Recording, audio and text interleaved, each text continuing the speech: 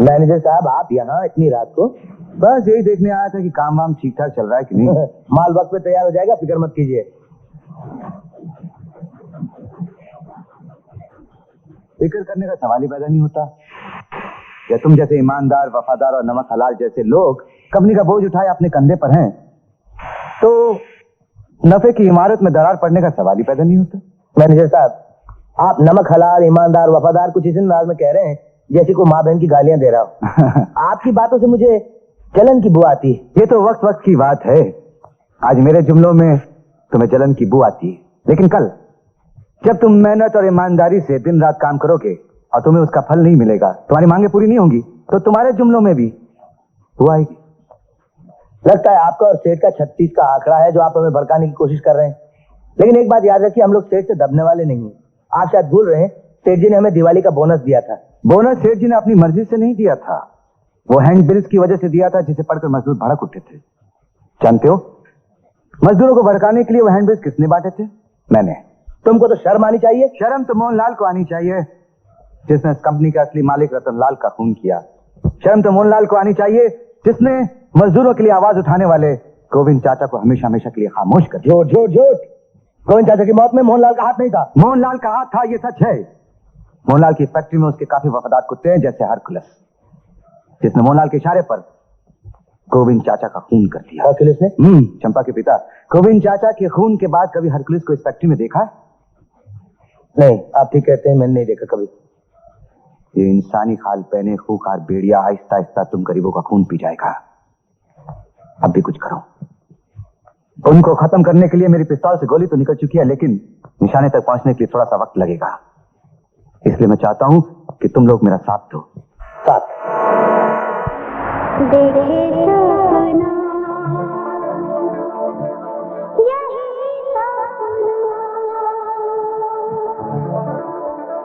इंदु, दिनेश, दिनेश, अब हमें जल्द से जल्द शादी कर लेनी चाहिए। मैं समझता हूँ, लेकिन क्या तुम्हारे पिताजी अपनी कंपनी के एक मामूली से क्लर्क से तुम्हारी शादी मंजूर करेंगे?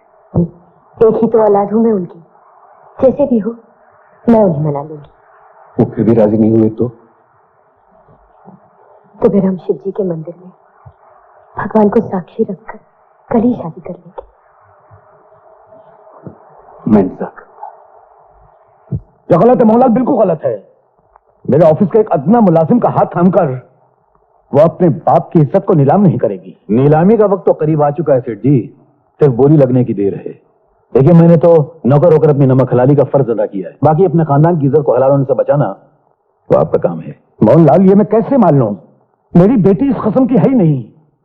अगर है नहीं तो फिर एक सुनसान जगह पर एक जवान लड़की एक जवान मर्द से क्यों मिलने जाती है?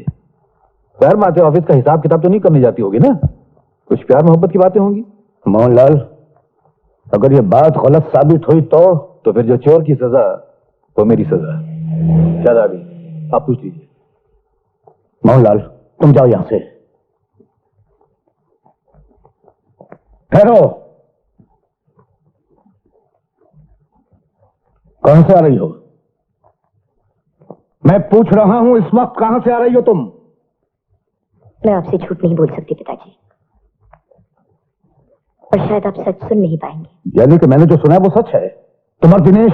हाँ पिताजी, मैं अभी उन्हीं से मिलकर आ रही हूँ। क्या कहा तूने, बदतमीज? मैं उनसे शादी करना चाहती हूँ पिताजी। तेरी ये बचाल, आज मेरे सामने अपनी जुबान से अपनी शादी की बात कर रही है? बेशक।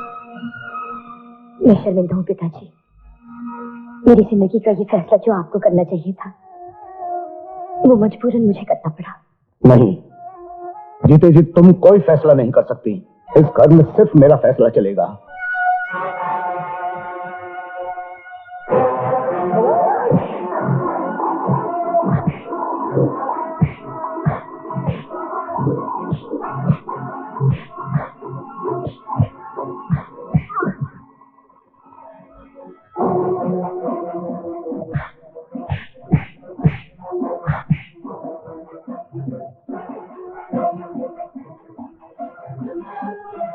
इसे ले जाकर इतनी दूर फेंक दो कि न कभी पुलिस को इसकी लाश मिले और न किसी को याद रहे कि दिनेश नाम का कोई आदमी कभी इस दुनिया में पैदा हुआ था।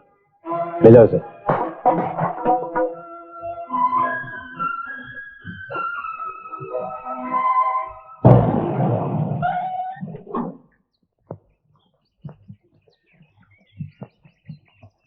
यहां तो कोई भी नहीं बेटे। लेकिन पिताजी, उन्होंने मुझसे वादा किया था कि वो यहीं आएंगे। लेकिन यह जमाना और था जब लोग वादे करके निभाया करते थे। अब तो वादों के साथ दिल तोड़ देना जमाने का फैशन हो गया है। नहीं नहीं, ऐसा नहीं हो सकता। हो क्या नहीं सकता, हो चुका है। मुझे अभी पता चला कि दिनेश हिंदुस्तान छोड़ के जा रहा है। कहां जा रहा है? लंदन। आप झूठ बोल रहे हैं, वो ऐसा कभी नहीं कर सकते। सेठ जी, ये तो प्यार के जज्बात मेरी बात मानने से इनकार करें, लेकिन आप तो सुनिए। चलिए एयरपोर्ट चलकर उसे रोकते हैं, कहीं आज वो चला गया तो समझ लीजिए आपकी इज्जत हमेशा के लिए ले जाएगा। हाँ चलो। एक्सक्यूज मी प्लीज, ये लंदन की फ्लाइट जाने में कितनी देर बाकी है? फ्लाइट तो जा चुकी है। जा चुकी है? प्लीज सर, अपने मुसाफिरों की लिस्ट देके बताइए कि दिनेश नाम का कोई आदमी लंदन गया है या नहीं। यस, मिस्टर दिनेश सक्सेना जा चुके हैं। वो जा चुके हैं? सेठ जी, अब तो आपको मेरी बात पे विश्वास आया ना? चलो चलो बेटे, आओ। ये लो। हाँ बेगम सर। यस जगदीश, मैं तुमसे बात करता हूँ। सर वो आप जा तो रहे हैं, लेकिन इतने बड़े ऑफिस का कारोबार कौन संभालेगा? मोहनलाल, मैं तुमसे पहले कह चुका हूँ, जब तक मैं वापस ना आ जाऊं ये कारोबार तुम संभालो। सर मैं कैसे? तुमने वो कागजात तैयार करवा लिए या नहीं? करवा लिए। सर जी, वो मेरे कमजोर कंधे इस लायक तो नहीं कि इतने बड़े कारोबार का बोझ उठा सके, लेकिन आपके लिए जान हाजिर है। मैं जानता हूं इस वक्त आपके दिल पे क्या बीत रही है। मोहनलाल, इंसान आसमान से गिरी हुई बिजली से बच सकता है, मगर औलाद की गिराई हुई बिजली से नहीं बच सकता। ऐसा क्यों कहते हैं? साइन कीजिए। आप फिक्र क्यों करते हैं? जब तक हम जैसे वफादार जिंदा हैं, आपको हर तूफान, हर मुसीबत से बचाते रहेंगे।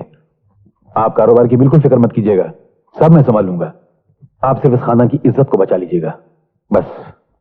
मोहनलाल, आज से सारे कारोबार की जिम्मेदारी तुम्हारी। जिम्मेदारी क्या मालिक? आज से समझ लीजिए कि कारोबार मेरा ही हो गया। ध्यान रखना।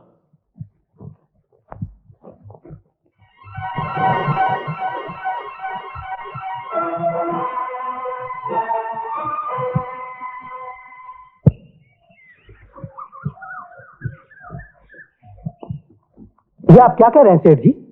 जब आपकी लड़की बच्ची के बारे में पूछेगी तब? मैं झूठ बोलूंगा डॉक्टर, अपनी बच्ची की इज्जत के लिए, अपने खानदान की इज्जत के लिए मैं झूठ बोलूंगा। साहब, मैं जिंदगी भर इस बच्ची की परवरिश के लिए जितना भी चाहूं खर्च कर सकता हूं, लेकिन भगवान के लिए आप मेरे खानदान की इज्जत बचा लीजिए, मेरी बच्ची की इज्जत बचा लीजिए। मैं आपके पांव पड़ता हूं। ये क्या कर रहे हैं आप? डॉक्टर, ये सर आपके सामने झुका है, इसे समाज के सामने मत झुकने दीजिए। आप जितना चाहे मैं खर्च करूंगा, लेकिन इस बच्ची को किसी अनाथाश्रम में भिजवा दीजिए। मोहनलाल, तुम माली की कुर्सी पर? क्यों, तुम्हें कोई एतराज है क्या? एतराज क्या? जमाना कहां से कहां पहुंच गया है, यह सोचकर दुख हो रहा है। राम जब वनवास गए थे तो भरत भी राजगद्दी पर बैठ सकते थे, मगर नहीं, उन्होंने राम की खड़ाऊ राजगद्दी पर रखी और उनकी चरणों की जगह पर बैठकर राज चलाया। और तुम मालिक के जाते ही तुम्हारी जबान बहुत लंबी होती जा रही है। लगता तुम्हें काम से ज्यादा आराम की जरूरत है। ये पैसे मेरे हवाले करो, हिसाब गेट लॉस्ट। सेफ की चाबी और पैसों का हिसाब मेरे जिम्मे है। जब तक मालिक नहीं आते मैं अमानत किसी के हवाले नहीं करूंगा, जगदीश, चाहे मौत ही क्यों ना आ जाए।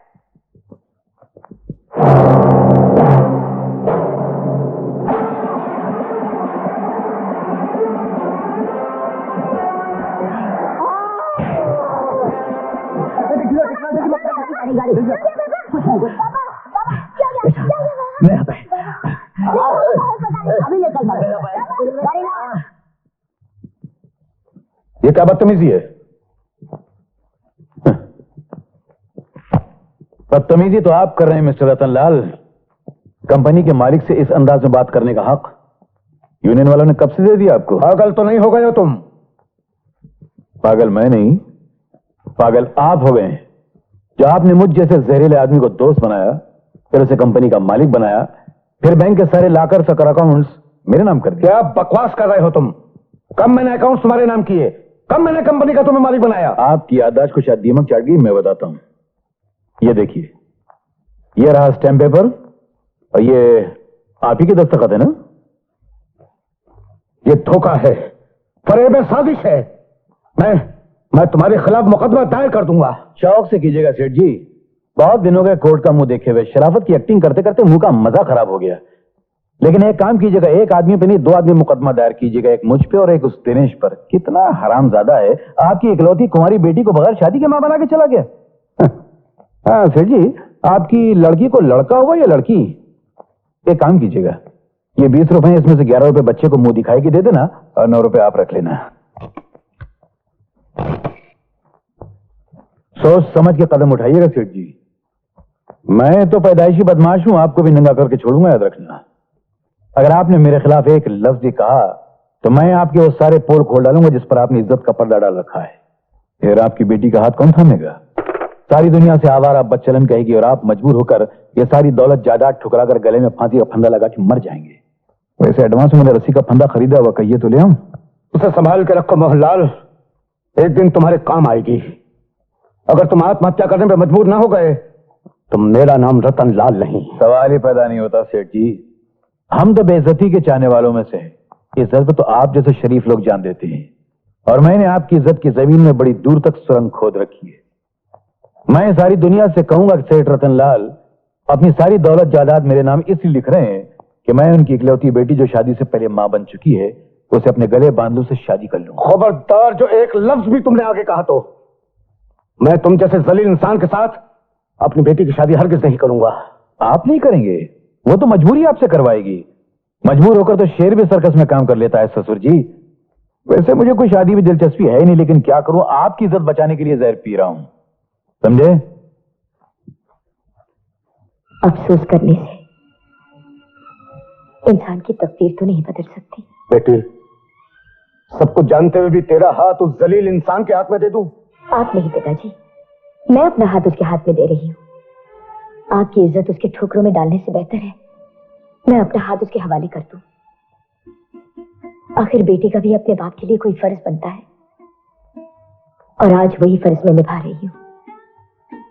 पिताजी, आपका सर समाज के सामने मैं नहीं झुकने दूंगी, कभी नहीं झुकने दूंगी।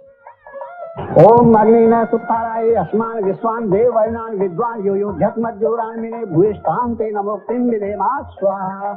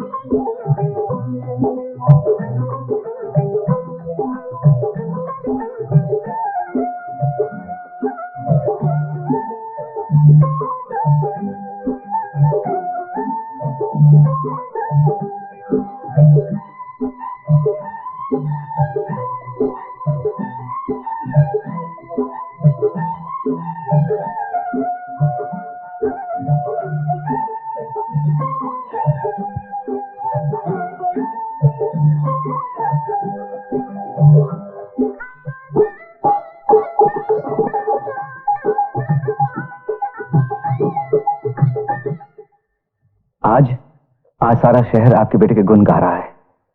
आपके बेटे ने सारे इनाम जीत लिए, हर मैदान में, पढ़ाई में, खेल में, हर इम्तिहान में फर्स्ट आया। अब तो सिर्फ असली इम्तिहान में पास होना बाकी है। पिताजी, मेरी जिंदगी का सबसे बड़ा इम्तिहान, जब तक मैं मोहनलाल की कंपनी को तिनकों की तरह ना बिखेर दूं, मैं चैन से नहीं बैठूंगा। पिताजी, पिताजी मुझे आशीर्वाद दीजिए। पिताजी, पिताजी मुझे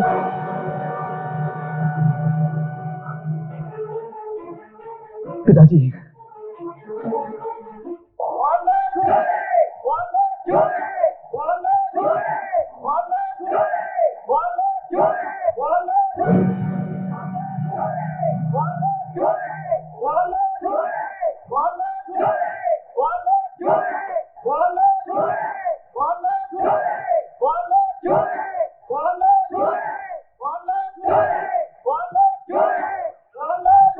ये क्या हो रहा है? सेठ जी, सारे मजदूर हड़ताल कर रहे हैं। और तुम यहाँ क्या कर रहे हो? आपके इशारे की देर है, एक एक की हड्डी पसली तोड़ कर रख दूंगा। वाह वाह, क्या अकलमंद लोग पाल रखे हैं मैंने। हड्डी पसली तोड़ोगे तो वो अस्पताल जाएंगे, फैक्ट्री में काम करने आएंगे। और आजकल हड्डी पसली तोड़ने से काम नहीं चलता, बल्कि अकल की फैक्ट्री से काम चलता है। वो मजदूरों का लीडर गोविंदा कहाँ है? आपके दफ्तर के बाहर खड़ा है। नमस्ते मालिक। अंदर आओ। प्रवीण, ये नारेबाजी, ये हड़ताल कौन लाया फैक्ट्री में? आपके बोनस देने के झूठे वायदों ने। अब तो हम अपना हक लेंगे या जान दे देंगे। गोविंद, अमीर और गरीब का टकराव ऐसे होता है जैसे पत्थर से शीशे का टकराव। पत्थर का कुछ नहीं बिगड़ता, लेकिन शीशा जो है वो टूट के बिखर जाता है। इसी तरह अगर मैं अपनी फैक्ट्री 50 साल बंद रखूं तो आराम से जिंदगी गुजार सकता हूं, मगर तुम लोग 5 दिन नहीं गुजार सकते। इसलिए जिद मत करो, चुपचाप समझौता कर लो। जैसे ही माल बाहर जाएगा, रकम आएगी, और रकम आने के बाद सबसे पहले मजदूरों की मांग पूरी कर दी जाएगी। इसलिए जाओ और शराफत से काम शुरू कर दो। जाओ। भाइयों, शेख जी ने हमारी मांगे मान ली है, सबकी तनख्वाहें वायदा भी किया है, और माल बाहर जाते तुमको अपने आप चालू हो गई। अपने आप से तो मैं भी चालू हो जाऊं?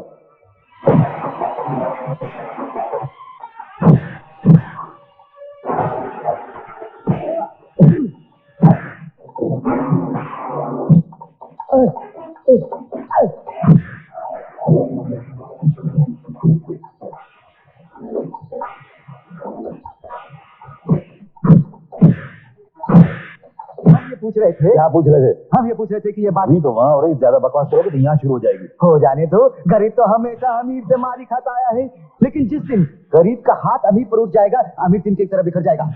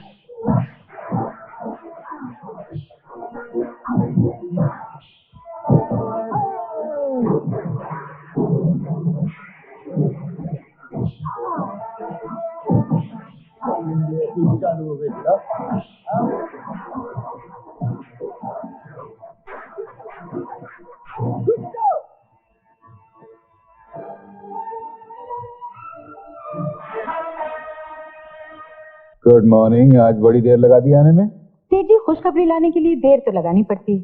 खुशखबरी? कैसे खुशखबरी? आपने जो टेंडर भरा था उसे पास करवा के लाई हूँ। रियली? एक्सीलेंट। इसे कहते हैं सेक्रेटरी। ब्यूटीफुल। Thank you.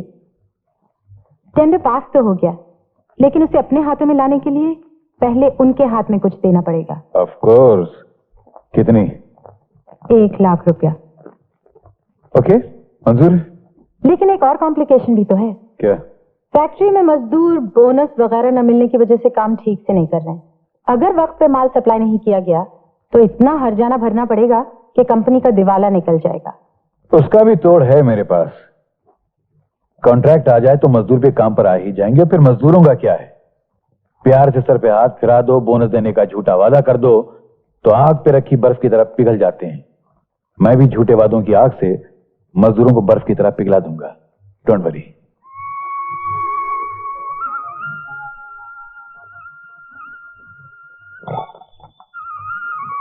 अरे बेटा, तू मंदिर में? अब आप आज मुकाबला है टेबल टेनिस का। ये कहने आया था कि तुम मुझे आशीर्वाद दो और भगवान से थोड़ी सी सिफारिश कर दो कि चैंपियनशिप का टेंडर मेरे नाम ही निकले। शरीर कहीं का। चल नाश्ता कर ले। नहीं, नाश्ता वास्ता कुछ नहीं माँ, कुछ नहीं। बस तुम्हारे ये हाथ मेरे सर पे रख दो और भगवान का थोड़ा सा प्रसाद मेरे मुंह पे डाल दो, मेरा काम हो जाएगा। बहुत फर्क पड़ता है। नामचीन आदमी एक सूरज के समान होता है, और जब सूरज को ग्रहण लगता है तो पूरी दुनिया को पता चल जाता है। हम तो एक छोटे से दिए के समान हैं। पूछ भी जाए, दुनिया तो छोड़ो, पड़ोसी को भी पता नहीं चलता। बातें बहुत अच्छी करते हो। करते क्या हो? बस एक ही काम करता हूं। क्या? सुबह से शाम तक नौकरी की तलाश करता हूं। मतलब बेरोजगार हो? जी हाँ। Qualification? MA first class gold medallist. लेकिन लगता है कि कुछ ही दिनों में मेडल बिकने वाला है, क्योंकि जिंदगी की गाड़ी तो चलनी ही है। बड़े ताज्जुब की बात है, MA first class first gold medallist और नौकरी नहीं। क्योंकि हमारे सर पर किसी नामचीन आदमी का हाथ नहीं है। मैं तुम्हें नौकरी दिला सकता हूं। बस समझ लो मेरे दोस्त, मेरा काम हो गया। तुमने मंजिल की बढ़ती हुई पहली सीढ़ी पर मेरा कदम रखवा दिया है। अगर भगवान ने चाहा तो बहुत जल्द मंजिल तक पहुंच जाऊंगा। ठहरो साहब।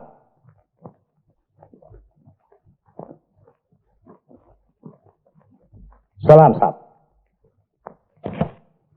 गुड मॉर्निंग साहब। मुझे आपके बेटे रणधीर ने भेजा है। इस फाइल के अंदर मेरे सारे सर्टिफिकेट्स हैं। सुना है आपके यहाँ मैनेजर की नौकरी खाली है, बाकी फैसला आप पर। हाँ, मगर हमें ऐसे आदमी की जरूरत है जो अपनी दिमागी ताकत से हमारे हाथों को मजबूत कर सके। मैं कुछ सवाल पूछना चाहूंगा। जरूर पूछिए, और मुझे यकीन है कि मेरे हर जवाब से आपको नाउमीदी नहीं होगी, क्योंकि ना तो मैं नाउमीद होता हूं और ना ही मैं नाउमीद करता हूं। पर थैंक यू सर। बोलते अच्छा हो लेकिन तजुर्बा कम है, क्योंकि कॉलेज की जिंदगी में और प्रैक्टिकल जिंदगी में बड़ा फर्क है। बेशक फर्क है, मगर मैं इस फर्क को दूर करने की कोशिश करूंगा और कॉलेज के सपनों को प्रैक्टिकल लाइफ में पूरी करने की कोशिश करूंगा। जिस तरह कॉलेज में डिग्री हासिल करने में कामयाब रहा, उसी तरह अपने मकसद में भी कामयाब रहूंगा, और आपको पता भी नहीं चलेगा। क्या मतलब?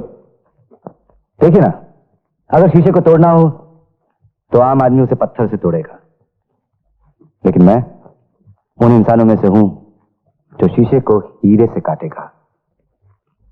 ऐसी खामोशी से और इस अंदाज से कि शीशा तो टूट जाएगा मगर उसे खुद भी पता नहीं चलेगा। बहुत खूब। तुम्हारे जैसे ख्यालात वाला आदमी हमने जिंदगी में पहली बार देखा है। ऐसे ख्यालात तो दिल की भट्टी में सदियों से तप रहे हैं सेठ जी। वाह, लगता है जिंदगी को बहुत करीब से देखा है तुमने। हाँ सेठ जी, बहुत करीब से देखा है और देख भी रहा हूं। अगर आप मुझे नौकरी दे दें तो मैं रिजल्ट भी अनकरीबी दिखा दूंगा। ओके, हम तो मैनेजर के पोस्ट पे रख लेते हैं, लेकिन टेम्पररी तौर पर, और रहने को क्वार्टर भी देंगे। All the best. Thank you sir.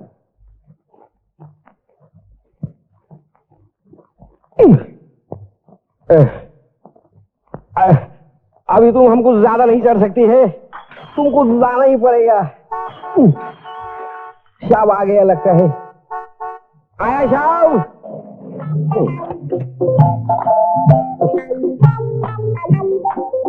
सलाम शाब। सलाम।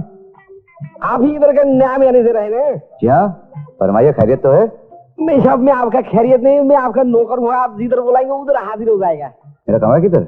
सीधा हिसाब साहब इधर से अंदर जाके वो पहला कमरा है ना। अच्छा, वो मेरा कमरा है। नहीं साहब, उसके बाजू में दूसरा वो कमरा है ना। अच्छा, वो मेरा कमरा है। नहीं साहब, आप बीच में बोलते हैं, हमारे खोपड़ी में से बात निकल जाता है। आप अंदर जाके लेफ्ट के अंदर, नहीं राइट के अंदर, वो जाके समझ गया।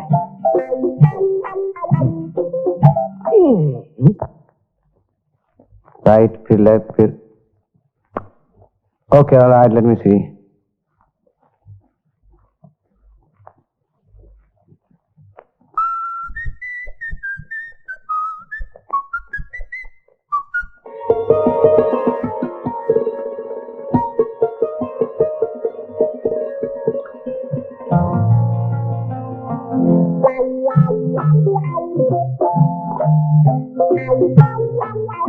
आप हैं कौन? यहाँ कैसे आए? यही सवाल मैं आपसे कर सकता हूँ कि आप मेरे कमरे के बाथरूम में क्या कर रही थी?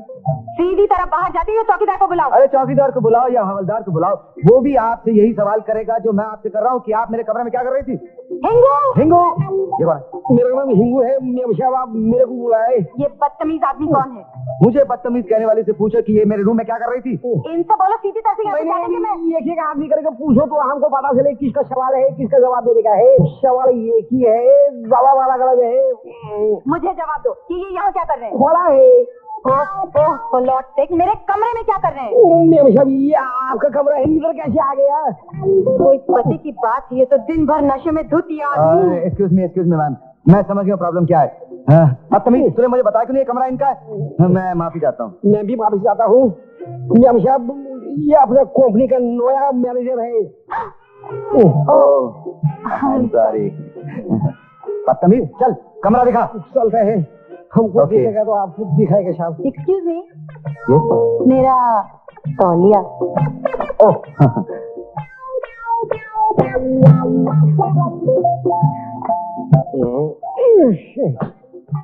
साहब ये आपको कमरा है, आप इधर आराम कीजिए, मैं कुछ पीने को बंदोबस्त करता हूँ। क्या? चाय पानी पीने को बंदोबस्त करता हूँ।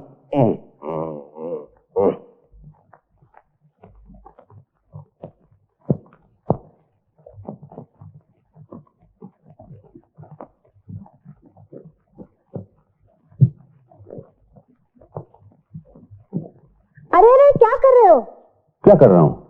चाय में राख झटक रहे हो और एस्ट्रे को चाय की प्याली समझकर पी रहे हो। ये जरा एक बड़े गहरे केस में खोया हुआ था। हाँ हाँ, केस में खोए थे। मैं जब से ब्याह कर इस घर में आई हूँ, मैंने आपको हमेशा खोया हुआ पाया है। क्या अनाप शनाप बकती जा रही हो है? अगर हमेशा खोया रहता हूँ तो कोर्ट में ये सब बड़े बड़े मुश्किल केस कौन मेरे फरिश्ते लड़ते हैं क्या? कौन जाने क्या करते होंगे कचहरी में। मुझे तो लगता है फरियादी को जेल कराते होंगे और कातिल को इनाम दिलवाकर बाइज्जत बरी कराते होंगे। देखो माया, तुम अगर मैं... हाँ, नाराज होने की जरूरत नहीं है। तुम तो हमेशा डांटती रहती हो। अरे भाई, इसमें इतना भड़कने की या बात पकड़ के बैठने की क्या जरूरत है? कभी कभी गलती हो जाती है। कभी कभी गलती होती है। एक दिन बतला दीजिए जिस दिन गलती ना की हो। शादी का दिन याद है? याद है।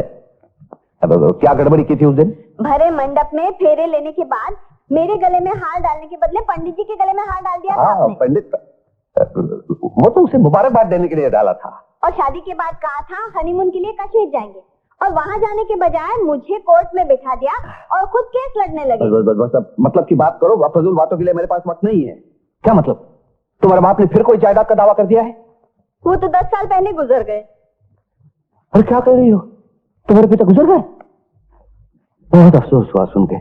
अच्छा, वो केस क्या है? अच्छा सुनो, एक बाप है जिसकी बेटी जवान है, अकेली क्लब जाती है, फिल्में देखती है, अपनी मर्जी की मालिक बनी बैठी है और बाप एक लफ्ज भी नहीं कहता।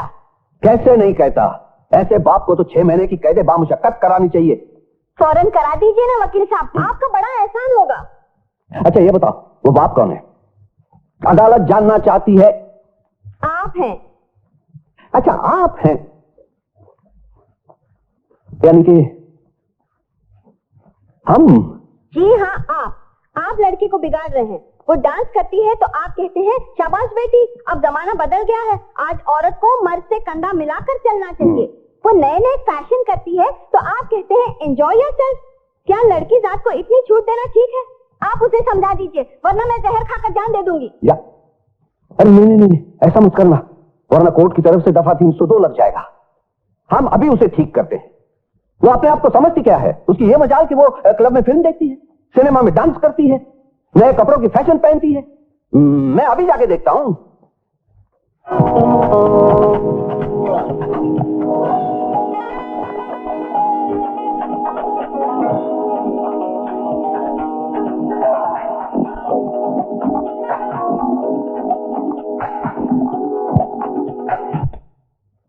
हाय डैडी। ये क्या शोर मचा रखा है? म्यूजिक सुन रही हूँ डांस की प्रैक्टिस के लिए। किससे पूछकर सुन रही हो? अरे आप ही तो कहा करते हैं कि दुनिया में किसी से पीछे नहीं रहना चाहिए। हम कहा करते हैं?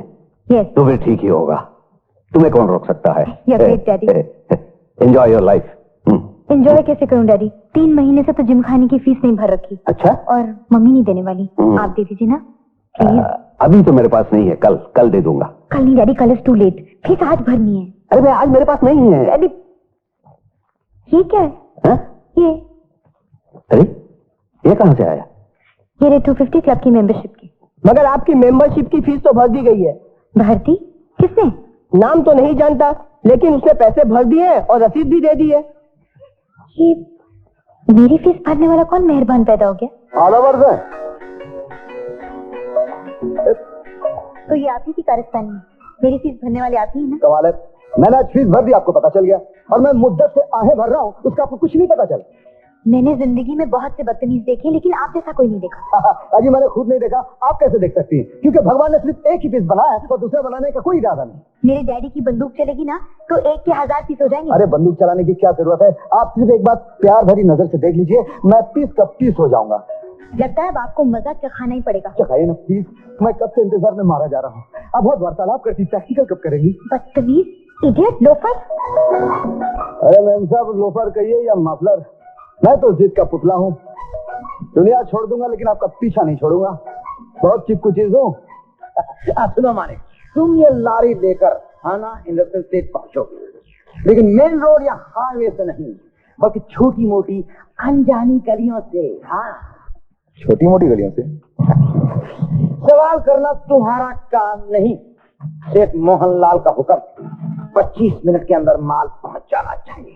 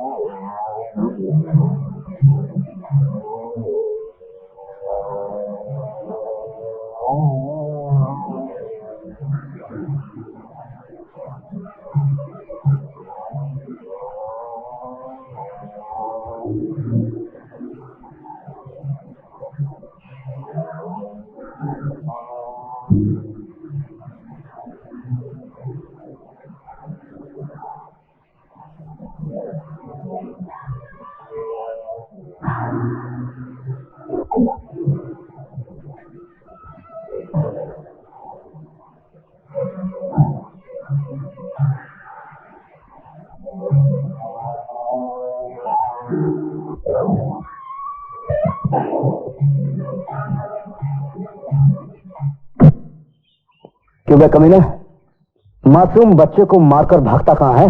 भागता कहाँ हो?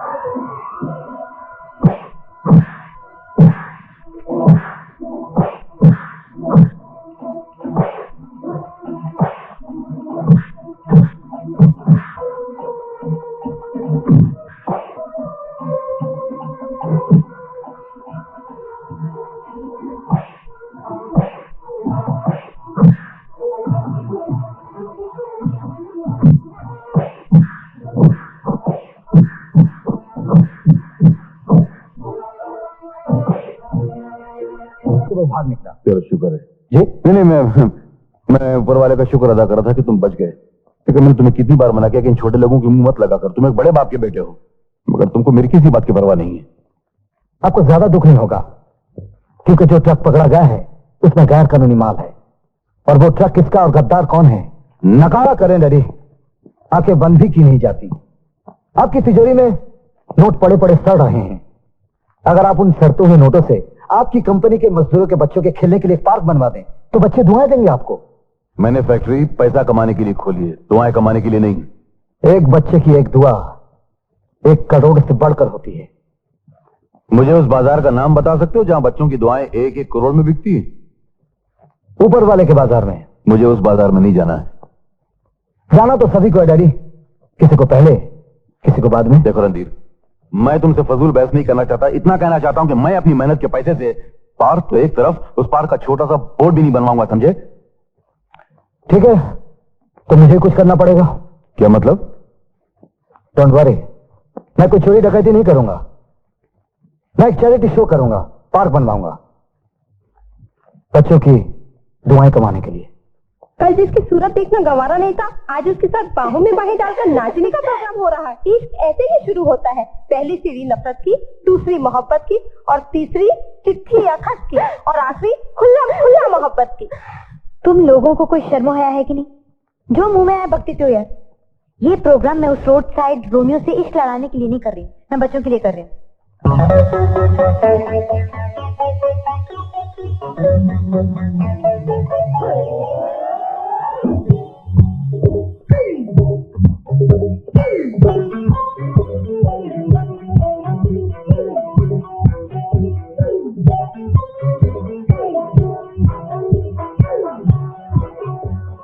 जिंदगी है कितने दिन की, प्यार प्यार प्यार प्यार प्यार प्यार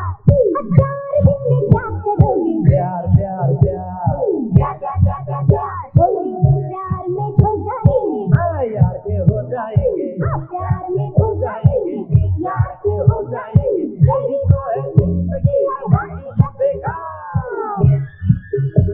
अरे जिंदगी है कितने दिन की, प्यार में क्या करोगे? प्यार प्यार प्यार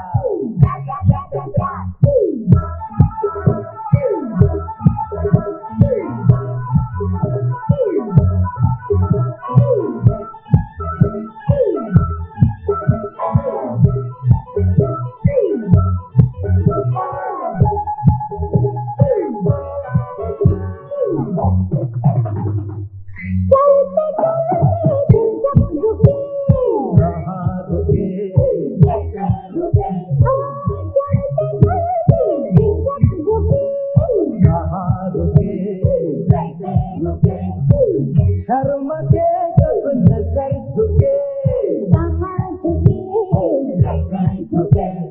मन चाहा कोई यार हो, ऐसे आके सार हो, अरे जिंदगी है कितने दिन की,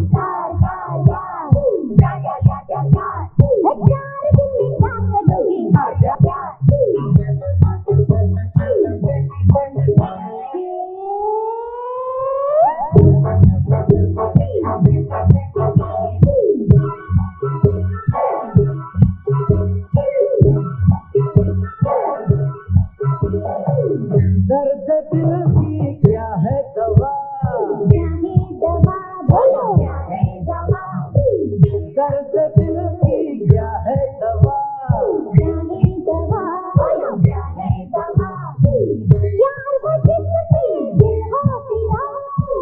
कैसे पिता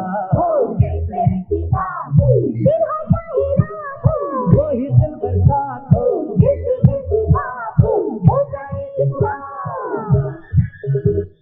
जिंदगी है कितने दिन की,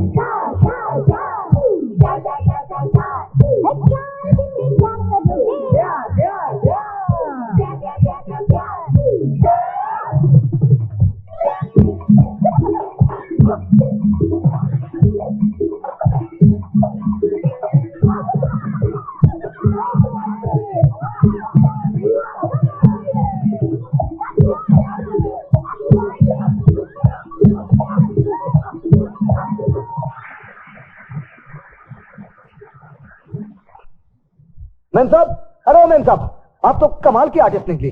शुक्रिया। अरे सुनिए तो, फरमाइए।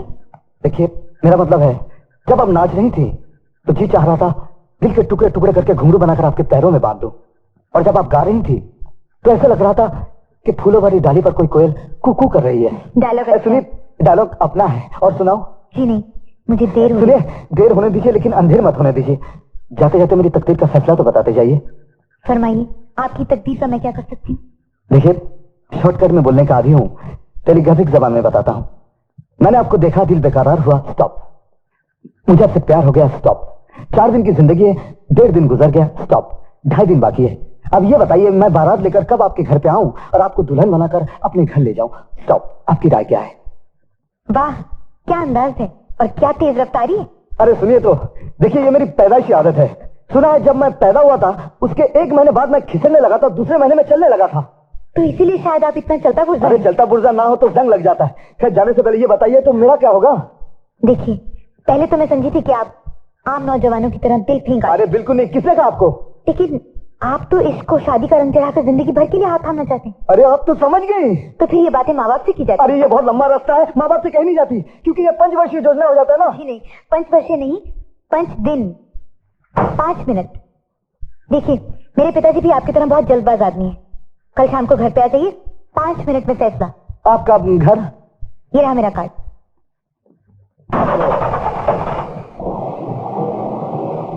बाय।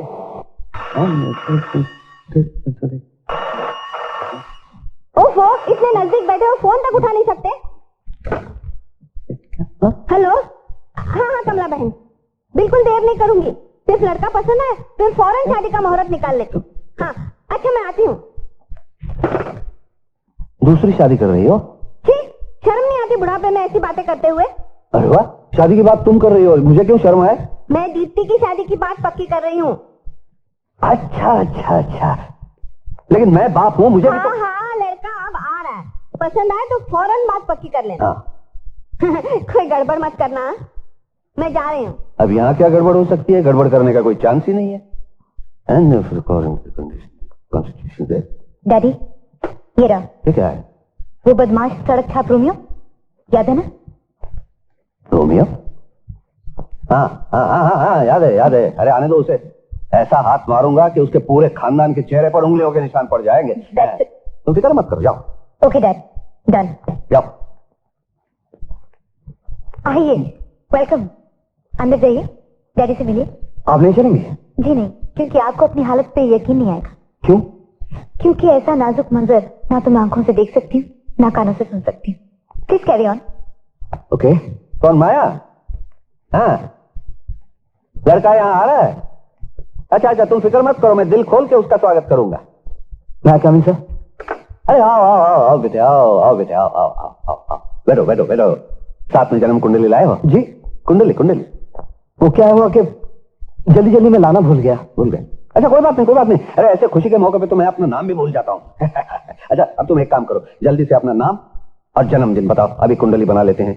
नाम रणधीर, 25 अगस्त 1958। और समय 8:10 सुबह।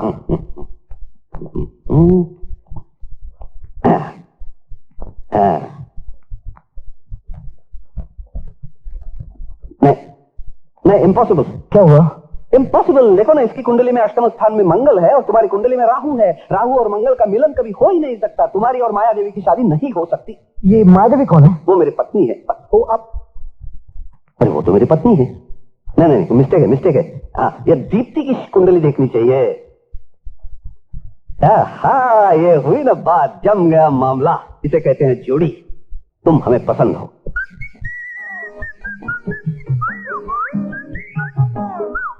ये क्या? ये पट्टी, दवाइयाँ, किसी हॉस्पिटल में नौकरी तो नहीं मिल गई? जी नहीं, ये आपको लगाने के लिए। मुझे क्या हुआ?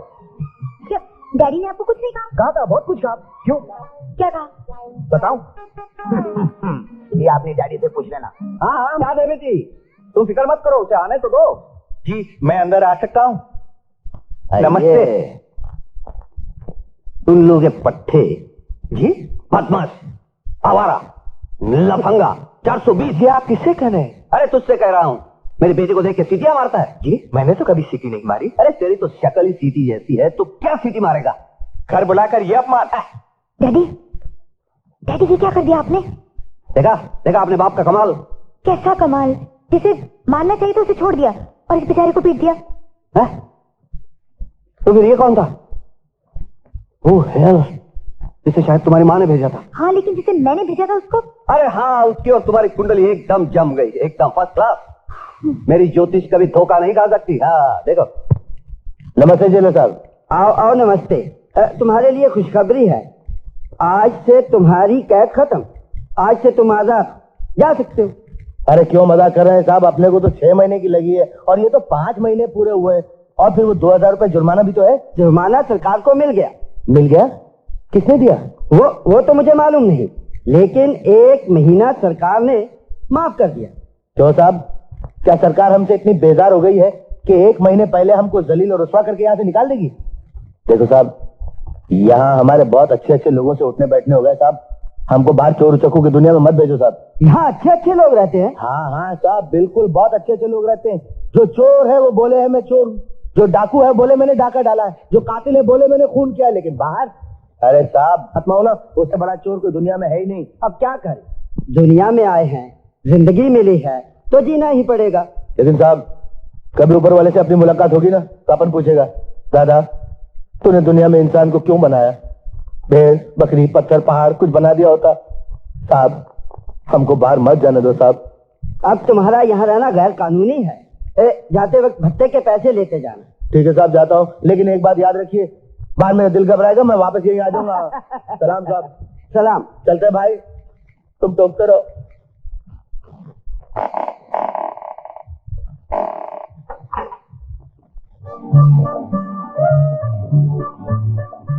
अच्छा, तो ये आजादी आपने दिलवाई है। मैंने भी सोचा कि बिना नंबर निकले तो ऊपर वाला भी नहीं बुलाता, तो ये नीचे वाला कौन था जिसने वक्त से पहले मुझे आजाद कर दिया?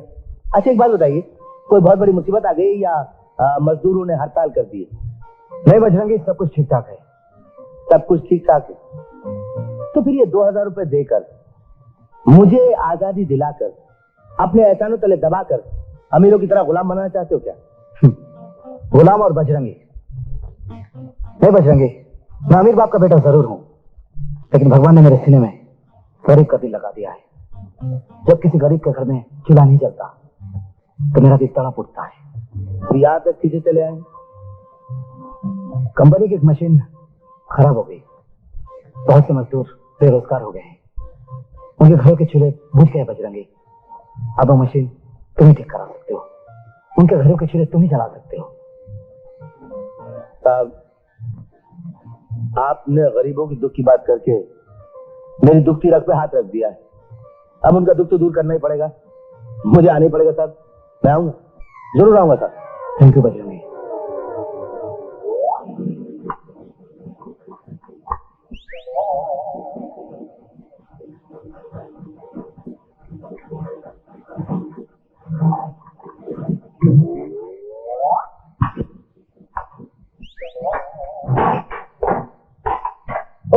माफ करना, मैं ताला खोल के गलत घर में आ गया था। नहीं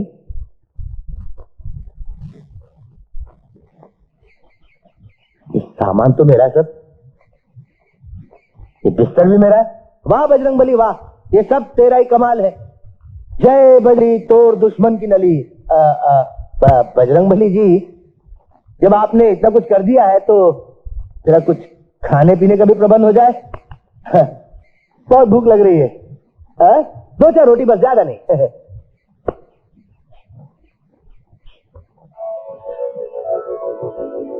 नहीं हो सकता, नहीं हो सकता, बजरंगबली का हाथ नहीं हो सकता, ये हमारी चंपा कली का हाथ है। छोड़ अपन का हाथ, अपन तेरे से बात नहीं करेगा। तूने अपने को कहीं को खबर नहीं किया कि तू आने वाला है?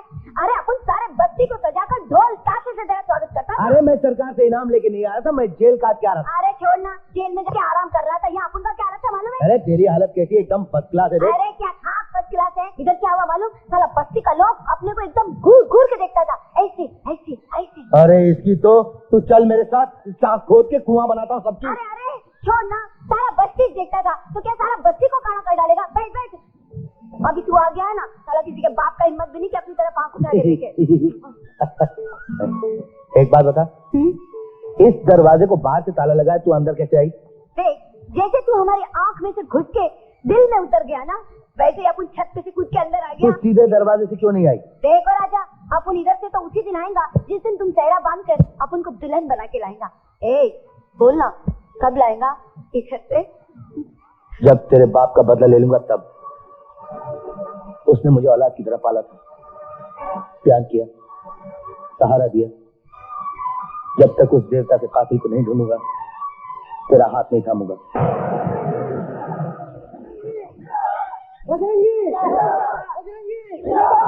एक मिनट रुकना तो। क्या हुआ जी? ये पहलवान तो जेल में था, ये सजा की मुद्दत पूरी होने से पहले कैसे बाहर आ गया? तेरा मालूम करना तो। अभी लीजिए। ये नया स्टेनलेस स्टील का चमचा कौन है? ये कंपनी का नया मैनेजर। अच्छा अच्छा। बजरंगी भैया नमस्कार। जब आप जैसा बड़ा ऑफिसर हम जैसे मजदूरों को नमस्कार बोलता है ना तो कुछ गड़बड़ है। गड़बड़ क्या होनी है? तुम्हारी तरह मैं भी सेठ का नौकर हूँ, पर सिर्फ इतना है कि तुम मशीन चलाते हो और मैं कलम चलाता हूँ। मेजर बाबू, हमने बेपैनी के लोटे बहुत देखे हैं। बात दरअसल ऐसी है कि सेठ ने तुम्हें भेजा है इसलिए कि देख क्या ये बजरंगी इतनी जल्दी छूट के कैसे बाहर आ गया। उनको बोल देना कि मार पाए, अच्छा खून गंदे खून से पैदा होता है। सेठ ने अंदर किया, उसके बेटे ने बचा दिया। बोल देना। मैं क्यों बोलने लगा भाई? मैं सेठ का नौकर जरूर हूँ, लेकिन इंसाफ का पुजारी हूँ। मैं तो सिर्फ दोस्ती का हाथ बढ़ाने। मैनेजर साहब, ये हाथ बहुत मैले हैं। आप हाथ लगाएंगे ना तो अगर एक दाग पड़ गया ना तो जिंदगी भर के लिए छूटेगा नहीं। आप मजदूरों से अपना हाथ दूर ही रखिए। ठीक है, आज नहीं तो कल ये हाथ मिलेंगे तो जरूर। रणधीर, तुमने बजरंगी को छुड़ाकर हमारे पैरों में कुल्हाड़ी मारी। कुल्हाड़ी नहीं मारी डैडी, बल्कि आपकी कंपनी जो लंगड़ी हो रही थी उसे लंगड़ा होने से बचा लिया। विदेशी कंपनी का इतना बड़ा कॉन्ट्रैक्ट मिला है, अगर बजरंगी जेल में रहेगा तो फैक्ट्री में कमी नहीं हो पाएगी। रणधीर, तुम अभी बच्चे हो, तुम्हारे दिमाग में तजुर्बे की आंखों ने जन्म नहीं लिया। मैं जिस तरह विदेशी काम का कॉन्ट्रैक्ट हासिल करना जानता हूँ, उसी तरह हड़ताली मजदूरों से काम कराना भी जानता हूँ। और तुमने उस हड़ताली बजरंगी को छुड़ाकर मेरे प्राण को ठोकर मारकर उसे चकनाचूर कर दिया है। पता नहीं डैडी। आइए आइए सेठ जी, बैठिए। नहीं, तुम बैठो। राजेश, एक बहुत जिम्मेदारी का काम तुम्हें सौंपने आया। जिम्मेदारी निभाने के लिए तो सर आपने मुझे इस कुर्सी पर बिठा। हमने एक फॉरेन कंपनी का टेंडर भरा था जो करोड़ों रुपए का था, और इतने सस्ते दामों भरा था कि हमें यकीन था कि वो कॉन्ट्रैक्ट हमें मिल जाएगा, लेकिन वो किसी और कंपनी को मिल गया। और सबसे बड़ी ताज्जुब की बात यह है कि ऐसी कंपनी को मिला जिसका हमने नाम तक नहीं सुना, बिल्कुल नई कंपनी। ताज्जुब की बात है। तुम एक काम करो, मालूम करो ये हमारा नया दुश्मन कौन पैदा हो गया है। जरूर मालूम करूंगा। मुझे भी दोस्तों से ज्यादा दुश्मनों से मिलने में ज्यादा मजा आता है। तो फिर मेरा नाम और रिकॉर्ड जरा अच्छी तरह समझा देना, और कहना कि शराफत से कॉन्ट्रैक्ट छोड़ दे, वरना दुनिया से ऐसे गायब कर दूंगा जैसे कभी पैदा नहीं हुआ था। उसका एड्रेस सर? हाँ,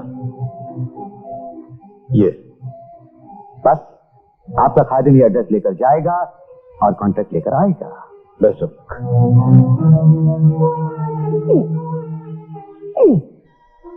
अरे कहते ये क्या कर रहा है? घरा इतना मेहनत करके पसीना बहा के हवा भरते हैं गाड़ी के अंदर, और आप मेरे को घरा बोलते हैं। ओहो, लेकिन ये हवा निकली कैसे? वो मेरे को नहीं मालूम। हमारे आने से पहले निकला है, हमारे सामने निकलता है ना तो हम उसको बोलता है अभी मत निकलो, लेकिन हवा का क्या शब्द, वो कभी भी निकल जाता है। आप इस पंप से मोटर में हवा भरेंगे? मोटर में नहीं साहब, पहिया के अंदर भरते हैं, पहिया। ओहो, इसकी अकल पर बिजली क्यों नहीं गिर जाती? बिजली के लिए टाइम गलत है साहब, वो बारिश के मौसम में आता है। ओहो, इस बेवकूफ से कौन बहस करेगा? मैं पैदल ही चला जाता हूँ। इतना मेहनत करता है, ऊपर से बेवकूफ बोलता है, कुछ समझ नहीं।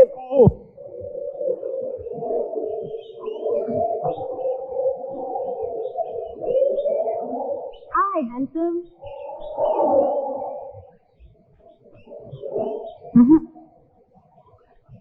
मेरा इशारा आप ही की तरफ है। खुदा खैर करे। या तो मेरा दिमाग खराब है या आपकी तबीयत। क्यों? आपकी देखने और बोलने का अंदाज कुछ पतला पतला से नजर आ रहा है। अंदाज तो कब से वही है, लेकिन अगर आपकी समझ में नहीं आता तो मैं क्या करूं? अच्छा, बड़ा बेवकूफ हूं मैं तो एक मुद्दत से आपके पीछे लगी हूँ। मगर पीछा करने की क्या जरूरत थी? सामने आ जाती, गले में बाहें डाल देती, आंखों में आंखें डाल के दिल की बात कह देती। तो मौसम का इशारा समझ लीजिए। ये ठंडी गुदगुदाने वाली हवाएं, ये फिजा, ये धीमी धीमी खुशबू। हाँ, कुछ कुछ समझ में आ रहा है। देखिए, घर चलते हैं। खुद ही दावत देते हो, खुद ही भगा रहे हो। वो सर्दी बहुत लग रही है ना? अरे हमारे और करीब आ जाइए, सर्दी भगाने के बहुत से इंतजाम है हमारे पास। जी नहीं, पहले घर वापस चलते हैं और एक गरम गरम चाय की सत्यानाश प्याली पीते हैं। ये प्रोग्राम हम कल पर रखेंगे। Nice meeting you, bye bye.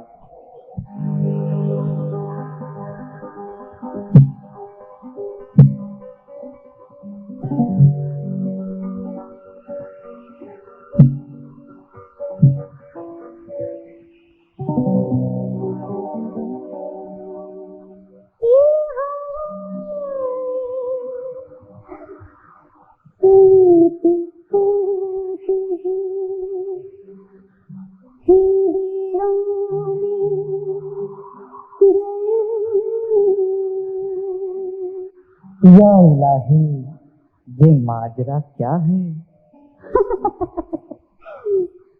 ये हवाएं सर्द सर्द, ये हवाएं सर्द सर्द, गलियों में गर्मियाँ, फिर इतनी गोरियाँ क्यों, फिर इतनी गोरियाँ क्यों, दो दीवार की गर्मियाँ, ये हवाएं सर्द सर्द, ये हवाएं सर्द सर्द। हवाओं के क्या क्या रुख बदल रहे हैं, जलाने वाले खुद चल रहे हैं।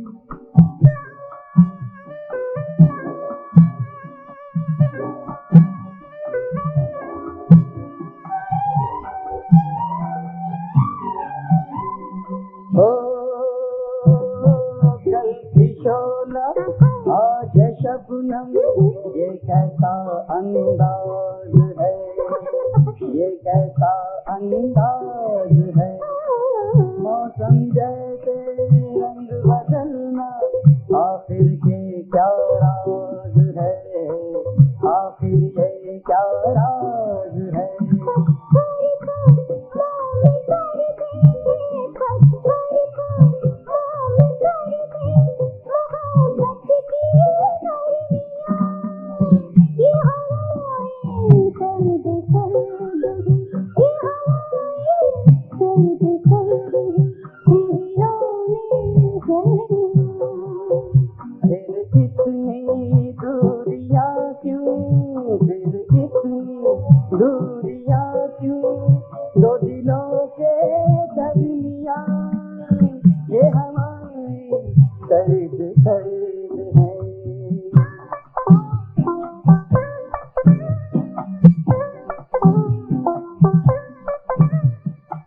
मोहब्बत में मेरी जान सब चलता है, जलाने वाला कभी खुद भी जलता है।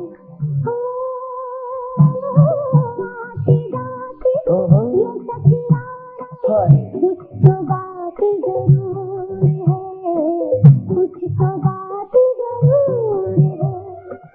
कोई ना समझे कोई ना जाने, दिल को क्या मंजूर है, दिल को क्या मंजूर है। क्या जाने कब शुरू हो, क्या जाने कब शुरू हो, ये दिलों की दास्तां। ये हवाएं सर्द सर्द, ये हवाएं सर्द सर्द। ये रहा आपका कोट, मैं गई और आई, तब तक आप यही इंतजार कीजिए। ओ डैडी, बेटी, डैडी, बेटी, आप यहाँ कब आए? देखिए मैंने एक बहुत बड़े कॉन्ट्रैक्ट के लिए एक टेंडर भरा था और वो कॉन्ट्रैक्ट मुझे मिल गया, इसीलिए। डैडी आप वो कॉन्ट्रैक्ट छोड़ दीजिए। क्या? सिर्फ सर ही नहीं झुकाना है, उसे उसकी गुनाहों की सजा दिलानी है, और इसलिए मैं यहाँ आई हूँ। तुम क्या मतलब? मैं कुछ समझा नहीं। मैं मोहनलाल के यहाँ काम करती हूँ। बेटी तुमने मुझे पहले क्यों नहीं बताया? अगर बता देती तो आप मुझे यहाँ हरगिज नहीं भेजते। नहीं बेटे, पैसे और झूठे वादों से वो साग को ठंडा कर देगा। नहीं, वो बहुत मगरूर आदमी है, सर नहीं झुकाएगा, मजदूरों के सामने कभी अपनी हार नहीं मानेगा। और अगर झुका दिया तो? अगर झुका भी दिया तो आपकी बेटी उसके करोड़ों का नुकसान करवा कर रही। बेटी तू अकेले इतने बड़े दुश्मन का सामना कैसे करेगी? एक मौका तो दीजिए, लेकिन और सवाल मत कीजिए, मुझ पे विश्वास रखिए। अब मुझे माँ से भी मिलना है, उससे पूछना चाहती हूँ मैं, ऐसा कौन सा कसूर था मेरा जिसकी इतनी बड़ी सजा दी मुझे? जन्म देकर कभी न मिटने वाला कलंक मेरे माथे पर लगाकर इस दुनिया में मुझे जीने के लिए क्यों छोड़ दिया? देखूं तो सही, ऐसी कौन सी औरत है वो जिसने माँ होकर ममता का अपमान किया? ठीक है बेटी, ठीक है, जैसे तेरी मर्जी। जा, मैंने कॉन्ट्रैक्ट छोड़ दिया। तो काम आपने मुझे छोड़ नहीं लेते? ये कंपनी और उसके की सेहत के लिए खराब है। आपने बहुत कम दाम टेंडर भरा है, बर्बाद हो जाएंगे, और अगर नकली माल इस्तेमाल करेंगे तो जेल हो जाएगी। और ऐसे भी मैंने उन्हें बहुत सैकड़ों एग्जांपल्स दिए। अरे एयर कंडीशन रूम में उन्हें पसीना छूट गया। सेठ जी, ऐसे काबिल आदमी की तो फौरन तरक्की हो जानी चाहिए। लो, इसी बात पे शिकार हो जाए। Thank you sir, thank you very much. मालिक के सामने सिगरेट पीना बदतमीजी होती है। देखिए ना, जूता कितना भी कीमती हो लेकिन पहना तो पाँव में ही जाता है। वाह वाह, बहुत खूब। एक मिनट, तुम्हारे शब्दों की तरह तुम्हारा लाइटर भी बहुत खूबसूरत है।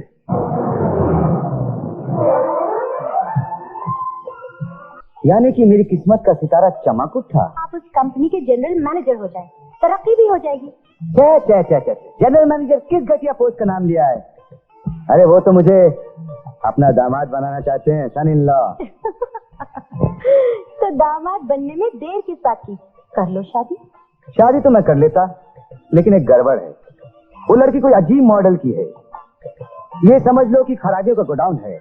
इतनी मोटी है, इतना सा कद है, कोयले से ज्यादा काली है, ऊपर से गंजी है। अरे ऐसी लड़की से शादी करके मोहल्ले के बच्चों को डराना है क्या? और कितना झूठ बोलोगे? मैं और झूठ? हाँ, तुम अव्वल नंबर के झूठे हो। तो तुमने कौन सी सच बोलने की डिग्री हासिल की है? हाँ, तुम ही तो मेरे साथ झूठ बोलती रही और शुरू से झूठ बोलती रही।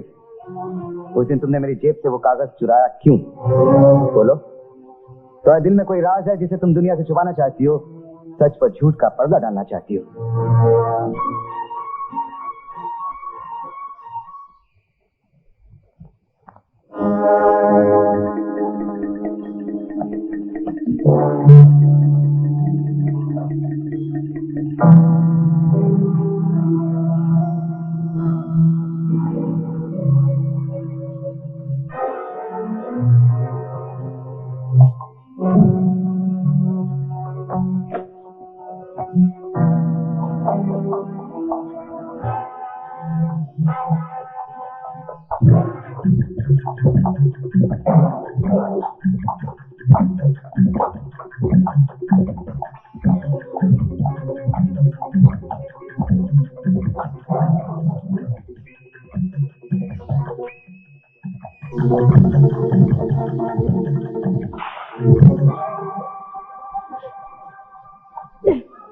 अच्छा, तो आप हैं मोहनलाल की पर्सनल सेक्रेटरी। मुझे तो पहले से ही शक था। छोड़ दो मुझे। अरे ठहरो तो सही। सेक्रेटरी साहिबा, एक बात तो बताइए कि आधी रात को लड़के के कपड़े पहनकर अपॉइंटमेंट का कौन सा लेटर टाइप करने गई थी? आधी रात को ऑफिस में घुसकर बगैर रोशनी के बही खाते में कौन सा हिसाब लिख रहे थे? मेरे सवाल का सीधा जवाब दो। कौन सा राज मालूम करने गई? कोई राज नहीं। मैंने तुम्हारा पीछा किया क्योंकि मुझे तुम पर शक है। अगर तुम्हें मुझ पर शक था तो शोर मचाकर तुमने दरबान को क्यों नहीं बुलाया? लोगों को इकट्ठा क्यों नहीं किया? मुझे देखकर भाग क्यों गई? मेरे सवाल का सीधा जवाब दो, वरना तुम्हारी जान। ये तो मेरे पास भी है। बहुत खूब।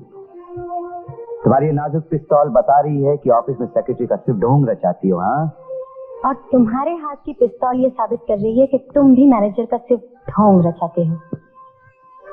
फिर तुम्हारी असलियत क्या है? मेरी असलियत? अगर हम दोनों साथ हो जाएं तो मंजिल हम दोनों के लिए आसान हो जाएगी।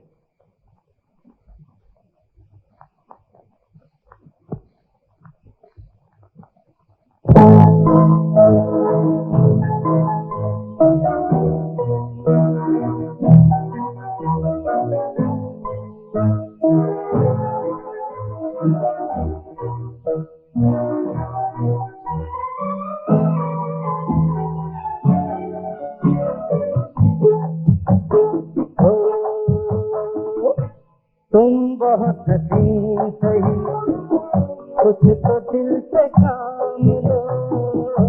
तुम बहुत हसीन सही, कुछ तो दिल से काम लो। प्यार तुमसे भी हसीन, प्यार का प्याम लो। ये प्यार का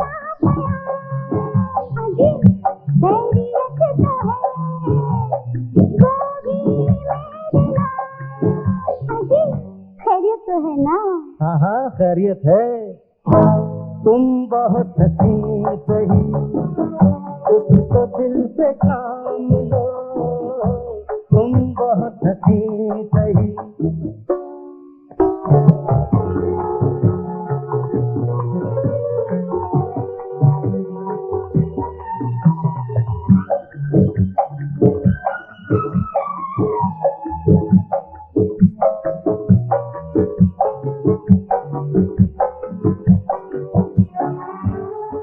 कुछ ज्यादा सुर्ख है आगे हसीन लब, प्यास मेरी नहीं वो भी जवां है अब, इन लबों के नाम तुम प्यास का सलाम लो, प्यार तुमसे भी हंसी प्यार का कयाम लो।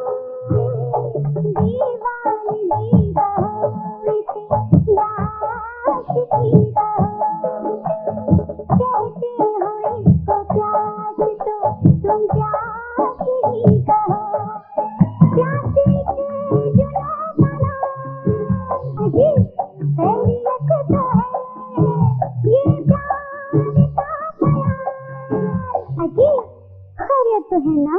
बिल्कुल खैरियत है। तुम बहुत हंसी सही, कुछ तो दिल से काम लो, तुम बहुत हंसी सही।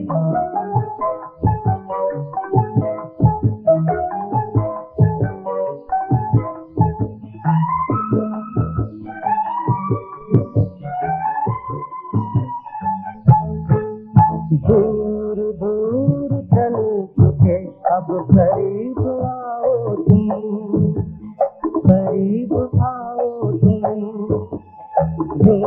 अकेली राह में लड़खड़ान जाओ तुम, लो बढ़ा रहा हूँ हाथ मेरा थाम लो, प्यार तुमसे भी हंसी प्यार का बयाम लो।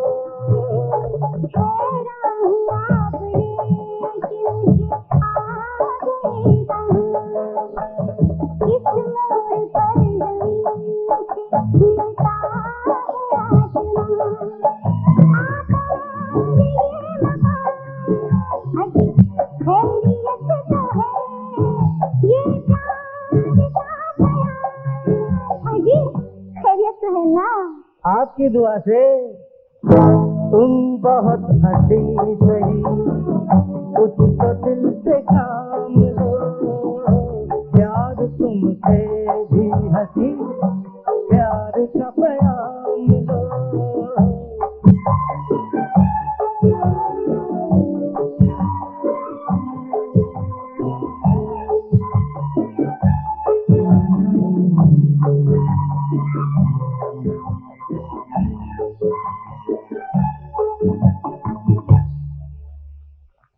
बजरंगी, कल रात तुम ही आए थे सुपरविजन के लिए?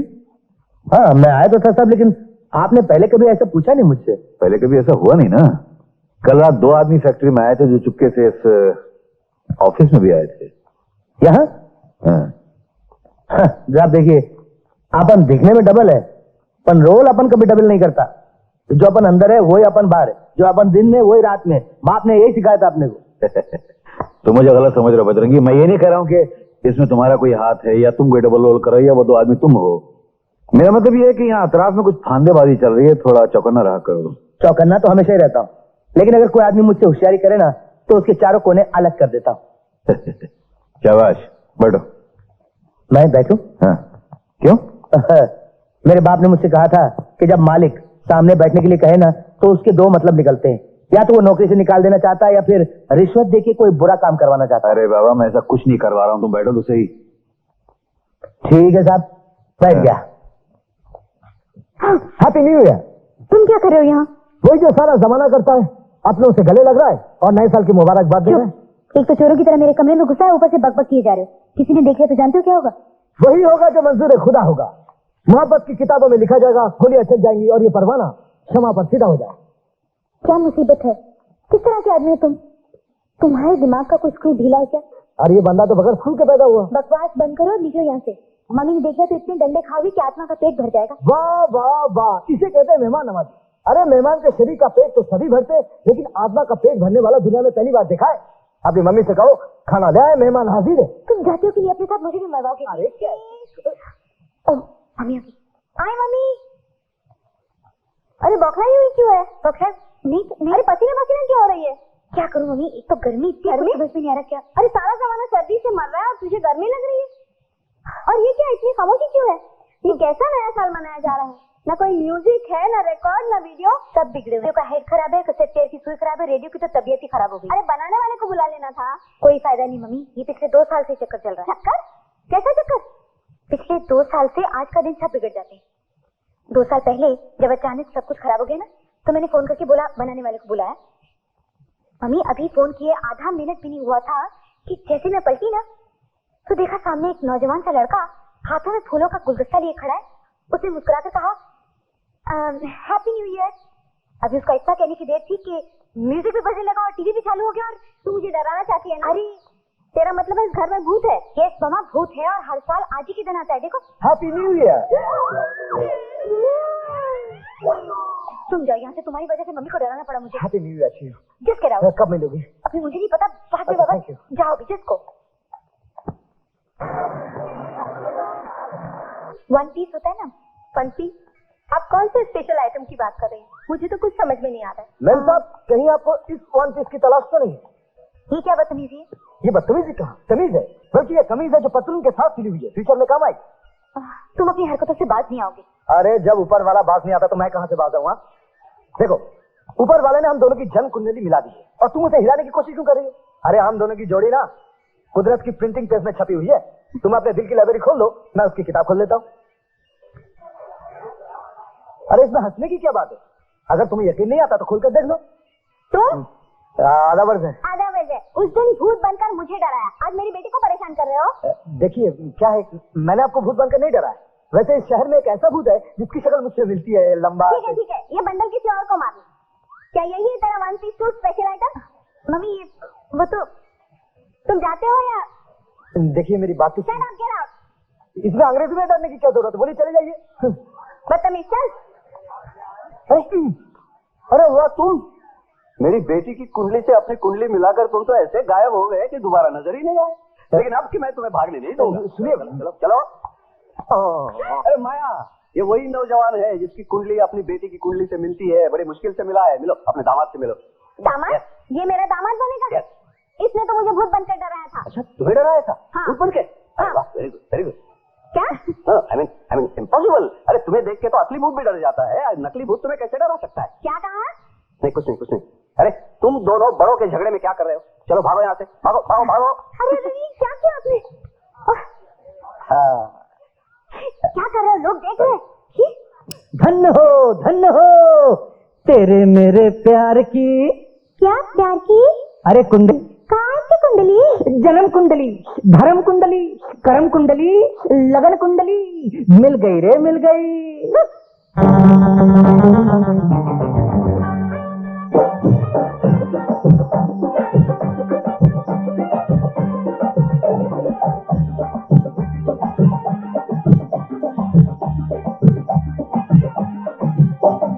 तेरे मेरे प्यार की कुंडली, जन्म कुंडली, लगन कुंडली मिल गई रे, मिल गई, मिल गई रे, मिल गई। तेरे मेरे प्यार की कुंडली, जन्म कुंडली मिल गई रे, मिल गई, मिल गई रे, मिल गई।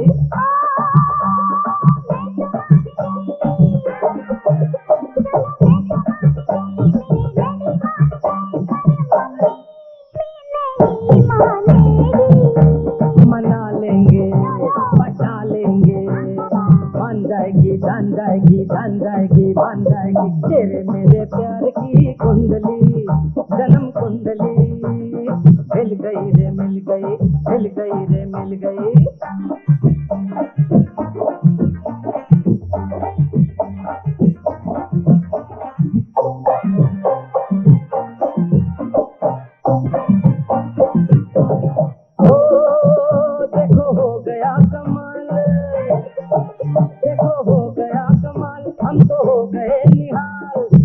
तुझे मुझे लगा 22वां साल। अरे लगा रे, लगा रे, लगा रे, हमें शुक्र शनि, मीन मकर कुंभ मिथुन गुरु शुक्र शनि, राहु केतु मिलके देखो खूब चले चाल, देखो खूब चले चाल।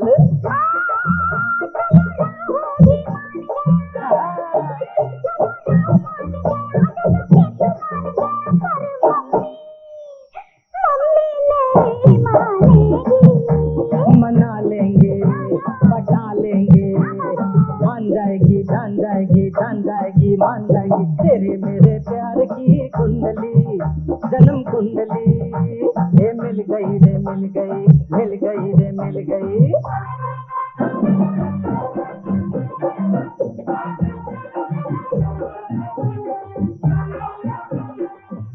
सोनिए देखो लेके बारात दूल्हा आया रे, ओ देखो लेके बारात दूल्हा आया, देखो लेके बारात दूल्हा आया रे, रानी शर्माना ना।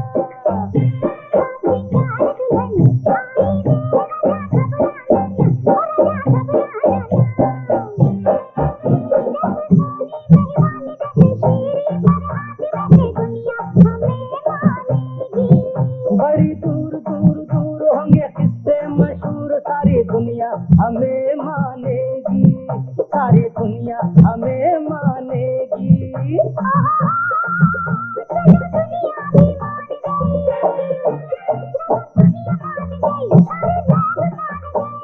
मगर मगर अरे तेरी मम्मी नहीं मानेगी। मना लेंगे, पटा लेंगे, मान जाएगी, जान जाएगी, जान जाएगी। तो कहाँ चले गए वो? एक दिन अचानक एक ट्रक के नीचे आ गए, बुरी तरह से जख्मी हो गए।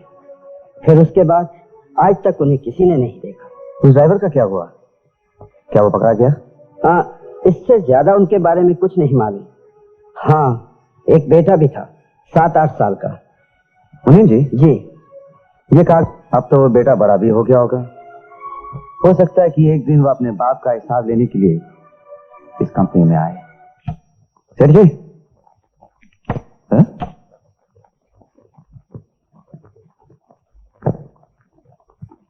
क्या बात है, कुछ परेशान लग रहे हो? हाँ सेठ जी, बात ही कुछ परेशानी की है। दिल में आग लगी हो और जबान को खामोश रखना पड़ता है, किसी कुछ कह भी नहीं सकते। ऐसी क्या बात हो गई? सेठ जी, हम नमक हलाल लोग हैं, जिसका नमक खाते हैं उसके लिए जान देने के लिए वे तैयार हैं, लेकिन इसका मतलब ये नहीं है कि कोई भी बीच चौराहे पे खड़ा होकर आपको गालियां निकाले, बुरा भला कहे और हमारे हाथ से बचकर निकल जाए। मेरे लिए तो ये मरने की बात है। कौन दे रहा था मुझे गालियां? था एक शराबी, बोले ही जा रहा था। शराबी? हाँ सेठ जी, शराब के नशे में धुत लड़खाते हुए चीख चीख कर कह रहा था कि आज से 15 साल पहले इस कंपनी के एक वफादार नौकर जगदीश को गाड़ी के नीचे कुचल डाला, अपाहिज बना दिया और शहर छोड़ने पर मजबूर कर दिया। क्या? हाँ, और ये भी कह रहा था कि आपने अपने ससुर को ब्लैकमेल करके उसकी बेटी से शादी की और उसकी जायदाद के मालिक बन बैठे। और क्या कह रहा था? इतना कह दे क्या कम था? अरे मैंने तो मार मार के उसका हुलिया बदल डाला। शराब के नशे में था इसलिए छोड़ दिया, नहीं तो जान ले लेता। भाग गया साला। नाम क्या था उस आदमी का? बिरजू। बिरजू?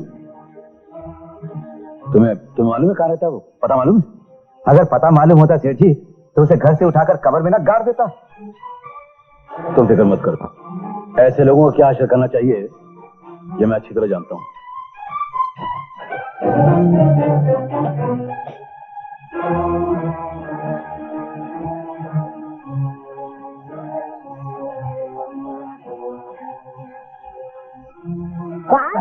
क्या लाओ?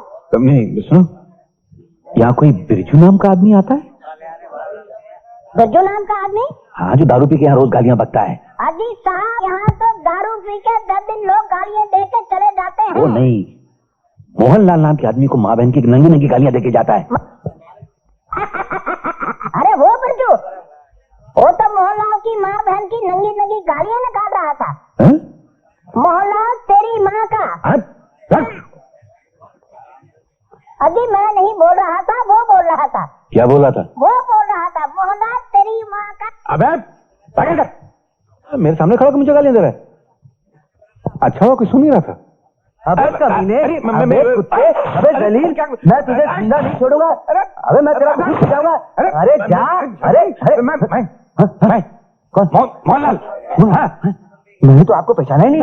मैंने कहा कमीना, कुत्ता, जलील, क्या क्या गंदी गंदी गालें दी। मैंने तो आपको बिरजू समझा। बिरजू? हाँ, वो भी आप ही की तरह कमीना है। मेरा मतलब उसकी भी आप ही की तरह दाढ़ी है। आप क्या क्या कर रहे हैं? चलो बताता हूँ। जल्दी। हम का भिखा दिया। क्या बात है? मैं उसकी सूरत देखने आया जो मुझे माँ बहन की गंदी गंदी गालियां देता है। मैं से मौत की नींद सुला दूंगा। हाँ, जाकर सो जाइए, मैं तो हमेशा के लिए आपको सुला दूंगा। नहीं, मेरा मतलब उस बिरजू को, जिस तरह वो कहता है ना कि आपने ट्रक के नीचे एक वफादार मुलाजिम को कुचल कर अपाहिज बना दिया, उसी तरह मैं भी उसे कुचल कर अपाहिज बना दूंगा। अरे मेरी बात है ना। सो जाइए, हमेशा के लिए सुला दूंगा। बिरजू को। हाँ बिरजू बिरजू बिरजू बिरजू। बेटा, एक दिन तुझे भी सुलाऊंगा मैं।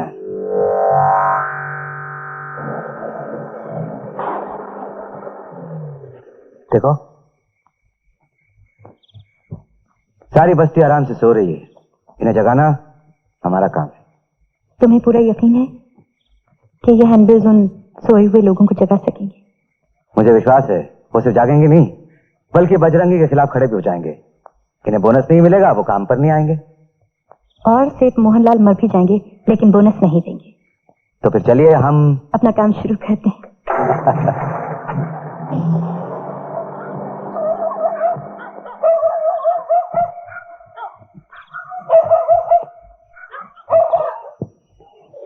ये क्या है बजरंगी? क्या? ये कागज का टुकड़ा क्या कह रहा है? खबरदार होशियार, तुम्हारा बजरंगी मालिकों से मिल गया है। अब वो ना तुम्हारे लिए बोनस की बात करेगा और ना ही उनके खिलाफ आवाज उठाएगा। अब भी मौका है, समझ जाओ वरना बर्बाद हो जाओगे। अरे फेंक, ये सब बेकार भंकस है। तुम लोग मेरे बजरंगी को इतना बेईमान समझते हो? तुम्हारी ए चंपा चुप। भाइयों, तुम लोगों को इस कागज के टुकड़े पे विश्वास है लेकिन अपने बजरंगी पे भरोसा नहीं है, क्यों? तो हम लोगों को बोनस क्यों नहीं दिलवाते हो? हम लोग काम नहीं करेंगे। ठीक है, अगर आप सबका यही फैसला है तो मेरा फैसला भी यही है। आज से काम नहीं होगा। नमस्ते सेठ जी। सारे बजरंगी, आने में कुछ देर हो गई। ठीक है सेठ जी, देर भले हो जाए लेकिन अंधेर नहीं होना चाहिए, इस बात का ध्यान रखिए आप। अब बताइए यहाँ मुझे किस लिए बुलाया? मजदूरों ने हड़ताल कर रखी है। मैं जानता हूँ। और उस हड़ताल की जंजीर को काटने के लिए मैं ये हथियार लाया हूँ। सेठ जी, वो जंजीर ना तो किसी हथियार से कट सकती है और ना ही तलवार से। अगर कट सकती है तो सिर्फ एक चीज से, और वो है उनके दिलों में प्यार का जागना। और वो प्यार तभी जाग सकता है जब आप उनके पेट में रोटी डालेंगे, उनके हक देंगे, उनकी मांगे पूरी करेंगे। बजरंगी, इस बैग में मैं मजदूरों का हक, उनका बोनस, उनकी रोटी सब समेट कर लाया हूं। ये देखो।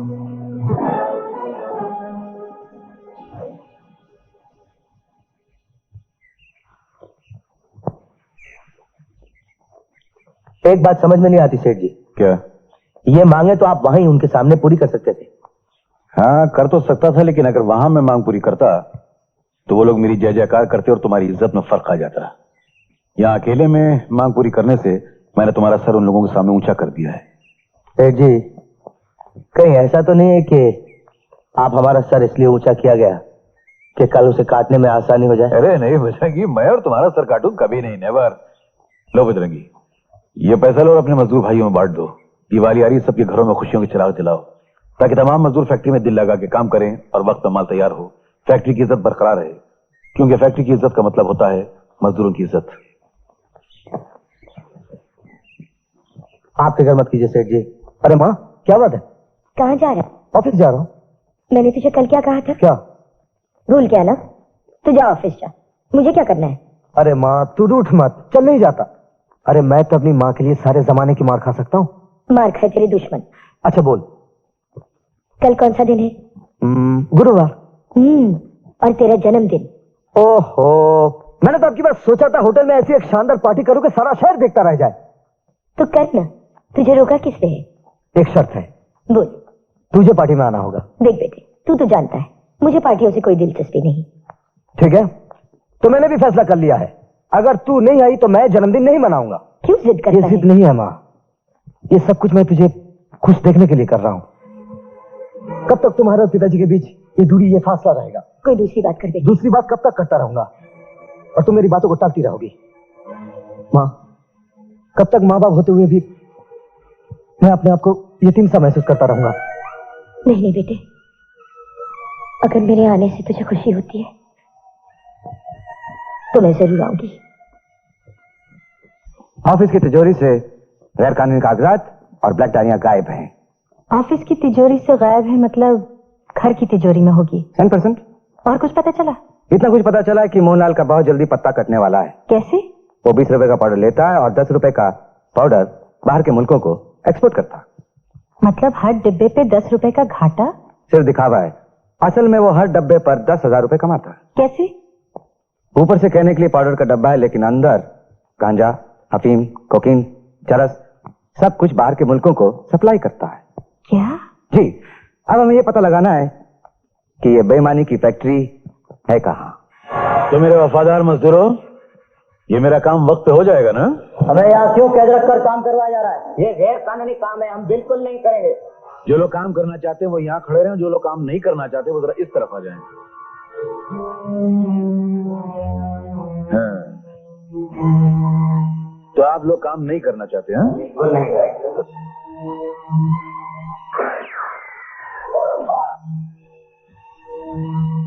शाबाश। इस गोली की आवाज से अपनी मौत का ऐलान सुनने के बाद भी तुम लोगों ने अपना इरादा नहीं बदला? बिल्कुल नहीं बदला। हम तुम्हारी बहादुरी की दाद देते हैं और इनाम के तौर पर कुछ गोलियां तुम्हारे सीने में दाग देते हैं।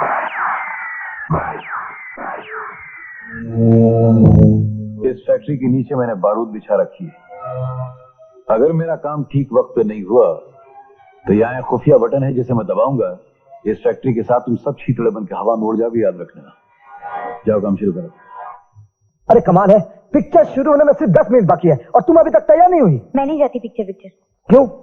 क्योंकि तुम बहाने से मुझे पिक्चर ले जाते हो और वहां छेड़खानी शुरू करते हो, और लोग पर्दे की पिक्चर भूलकर हमारी पिक्चर देखने लगते हैं। इसका मतलब यह हुआ तुम पिक्चर नहीं जाओगी? जाऊंगी, जरूर जाऊंगी, लेकिन अभी नहीं, शादी के बाद। तो ठीक है, जल्दी से शादी कर लेते हैं, उसके बाद पिक्चर चलते हैं। इतनी जल्दी है क्या? अरे सो तो है। तो अपने डैडी से कहो पहले मेरे डैडी से आके मिले, तुम्हारे लिए मेरा हाथ मांगे।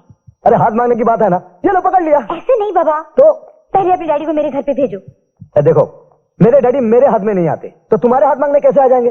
ये मैं नहीं जानती, लेकिन तुम्हारे डैडी का मेरे डैडी से मिलना बहुत जरूरी है, बस। वो ठीक है, इसका मतलब माँ से मिला देते हैं।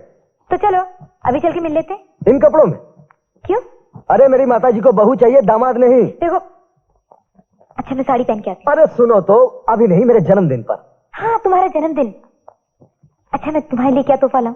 मैं दिल थाम कर तुम्हारा इंतजार करूंगा। लेडीज एंड जेंटलमैन, आज हम सब सेठ मोहनलाल के इकलौते बेटे मिस्टर रणधीर की सालगिरह मनाने के लिए जमा हुए हैं, और इस खुशी को दोबाला करने के लिए मैं आपको एक और खुशखबरी सुनाना चाहती हूँ। और वो खुशखबरी ये है कि अरे ठहरो ठहरो, अगर सब खुश खबरें तुम सुनाओगे तो हम क्या खबर सुनाएंगे? आधी तुम आधी हम। हाँ तो लेडीज एंड जेंटलमैन, और एक खुश खबर ये है कि सेठ मोहनलाल के इकलौते बेटे के साथ हमारी इकलौती बेटी माया की शादी हो रही है। अरे ये क्या बकवास कर रहे हो? माया तो मेरा नाम है, अपनी पत्नी की शादी अपने दामाद से करा रहे हो? Oh sorry sorry, wrong, my mistake. तो लेडीज एंड जेंटलमैन, खुशखबरी ये है कि सेठ मोहनलाल के इकलौते बेटे के साथ हमारी बेटी दीप्ति की शादी हो रही है। तो give them a big hand.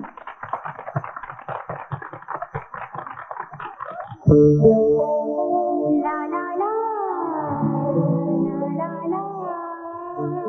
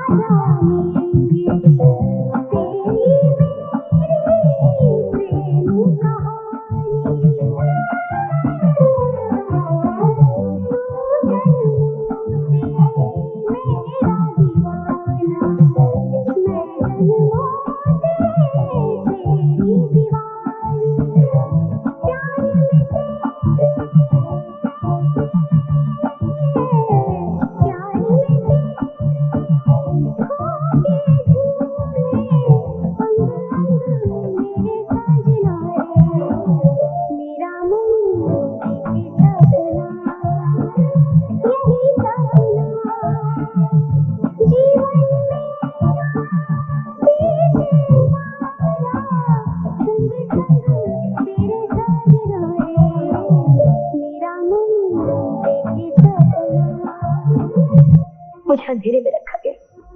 मुझसे कहा गया मेरी औलाद पैदा होते ही पड़ चुकी थी। आज मुझे पता चला मेरी बेटी जिंदा है, और वो तो बहुत। आपकी कहानी और महाभारत की कुंती की कहानी में कोई फर्क नहीं है। हो सकता है आपकी कहानी सच हो, पर मैं मजबूर हूं। मैं आपके साथ नहीं जा सकती।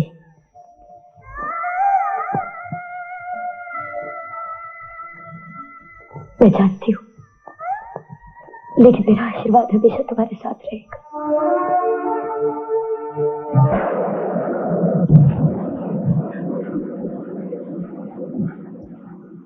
श्वेता, मैं अभी फैक्ट्री के पावर हाउस का सब स्टेशन उड़ा के आया हूँ। मशीनें बंद।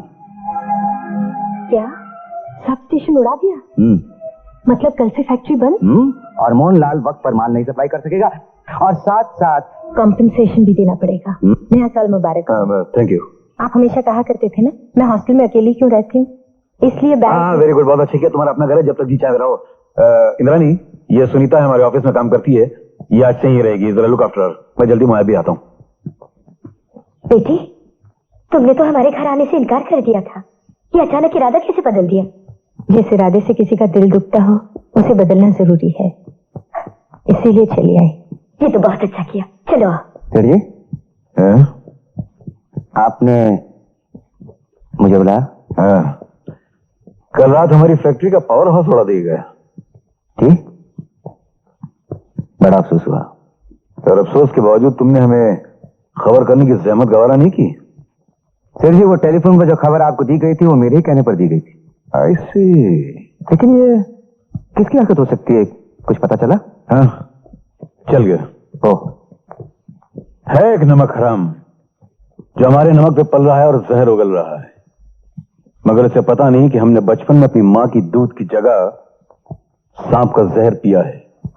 जो सांप हमें डसेगा वो खुद तड़प के मर जाएगा। राजेश, हम इस फैक्ट्री के तमाम मजदूरों की सांसें रुकती हुई देख सकते हैं, मगर इस फैक्ट्री को या इसकी मशीनों को रुकता हुआ नहीं देख सकते। लेकिन सेठ जी, ऐसा कौन सा आदमी हो सकता है जो आप जैसे खतरनाक आदमी के साए में रहते हुए आपको चैलेंज करे? कौन हो सकता है? गद्दार, जिसने अपने माथे पर वफादारी का लेबल लगाया हुआ है। सेठ जी, आप मुझे बताइए ना, आप हमसे कुछ छुपाइए मत, बताइए ना। हाँ, बताऊंगा। ठीक, तुम्ही को बताऊंगा, इसलिए तो बुलाया तुमने। इस लाइटर के जरिए आप अपने दुश्मन को पकड़ना चाहते हैं। चलिए, कम से कम मैं आपका सिगरेट तो जला दूं। कहीं गलत फहमी की आग में आप वफादारी के रिश्तों को न जला दें।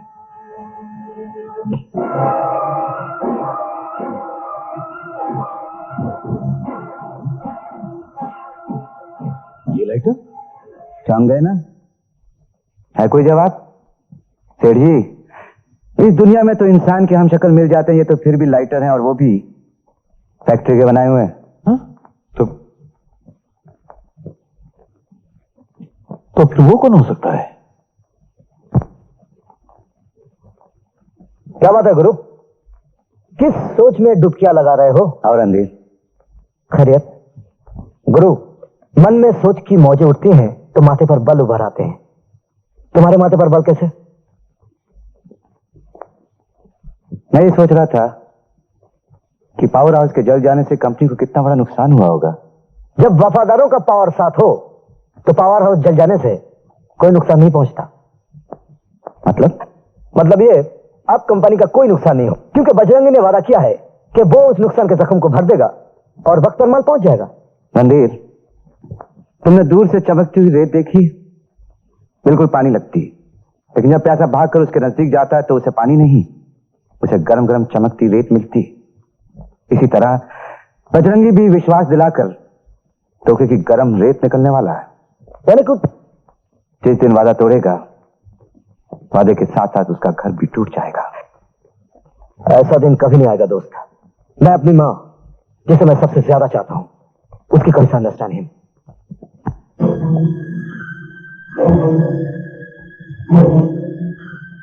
बजरंगी। मैनेजर साहब, आप यहाँ इतनी रात को? बस यही देखने आया था कि काम वाम ठीक ठाक चल रहा है कि नहीं। माल वक्त पे तैयार हो जाएगा, फिक्र मत कीजिए। फिक्र करने का सवाल ही पैदा नहीं होता। या तुम जैसे ईमानदार, वफादार और नमक हलाल जैसे लोग कंपनी का बोझ उठाए अपने कंधे पर हैं, तो नफे की इमारत में दरार पड़ने का सवाल ही पैदा नहीं होता। मैनेजर साहब, आप नमक हलाल, ईमानदार, वफादार कुछ इसी अंदाज में कह रहे हैं जैसे को माँ बहन की गालियां दे रहा हो। आपकी बातों से मुझे जलन की बू आती है। ये तो वक्त वक्त की बात है। आज मेरे जुमलों में तुम्हें जलन की बू आती है, लेकिन कल जब तुम मेहनत और ईमानदारी से दिन रात काम करोगे और तुम्हें उसका फल नहीं मिलेगा, तुम्हारी मांगे पूरी नहीं होंगी, तो तुम्हारे जुमलों में भी वो आएगी। लगता है आपका और सेठ का 36 का आंकड़ा है जो आप हमें भड़काने की कोशिश कर रहे हैं। लेकिन एक बात याद रखिए, हम लोग सेठ से दबने वाले नहीं हैं। आप शायद भूल रहे हैं, सेठ जी ने हमें दिवाली का बोनस दिया था। बोनस सेठ जी ने अपनी मर्जी से नहीं दिया था, वो हैंड बिल्स की वजह से दिया था, जिसे पढ़कर मजदूर भड़क उठे थे। जानते हो, मजदूरों को भड़काने के लिए वो हैंड बिल्स किसने बांटे थे? मैंने। तुमको तो शर्म आनी चाहिए। शर्म तो मोहनलाल को आनी चाहिए, जिसने इस कंपनी का असली मालिक रतनलाल का खून किया। शर्म तो मोहनलाल को आनी चाहिए, जिसने मजदूरों के लिए आवाज उठाने वाले गोविंद चाचा को हमेशा हमेशा के लिए खामोश कर दिया। झूठ झूठ झूठ। गोविंद चाचा की मौत में मोहनलाल का हाथ नहीं था। मोहनलाल का हाथ था, ये सच है। मोहनलाल की फैक्ट्री में उसके काफी वफादार कुत्ते हैं, जैसे हरकुलस, जिसने मोहनलाल के इशारे पर गोविंद चाचा का खून कर दिया। हरकुलस ने? चंपा के पिता। गोविंद चाचा के खून के बाद कभी हरकुलस को इस फैक्ट्री में देखा है? नहीं, आप ठीक कहते हैं, मैंने नहीं देखा कभी। ये इंसानी खाल पहने खूंखार भेड़िया आहिस्ता आहिस्ता तुम गरीबों का खून पी जाएगा। अब भी कुछ करो। उनको खत्म करने के लिए मेरी पिस्तौल से गोली तो निकल चुकी है, लेकिन निशाने तक पहुंचने के लिए थोड़ा सा वक्त लगेगा। इसलिए मैं चाहता हूं कि तुम लोग मेरा साथ दो। साथ?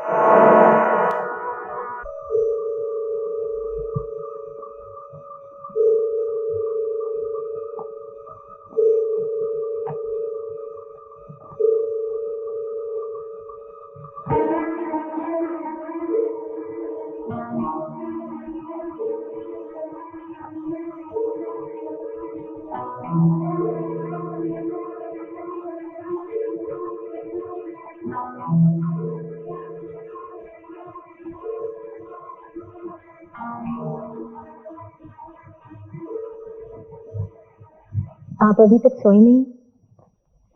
बेटी जाग रही हो तो माँ को नींद कैसे आ सकती है?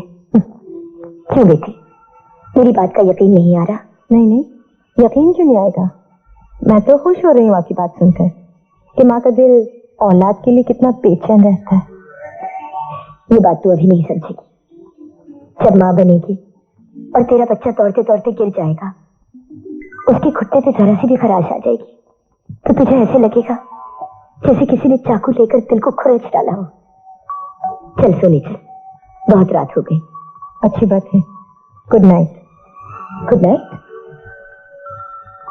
मैं भी तो चल रही हूँ तुम्हारे साथ। चल।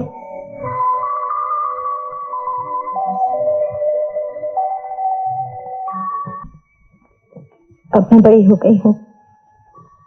मैंने तेरा बचपन देखा ही नहीं, तू बड़ी कैसे हो गई?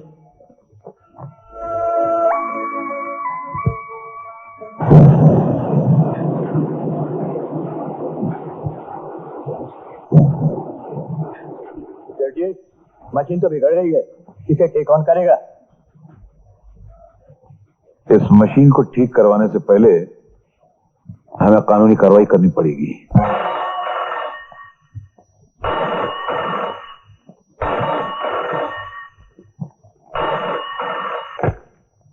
हेलो। कौन, सुनीता? हाँ, सुनीता बोल रही हूँ। मोहनलाल की तिजोरी में से वो गैर कानूनी कागजात और वो ब्लैक डायरियां हासिल करनी होगी।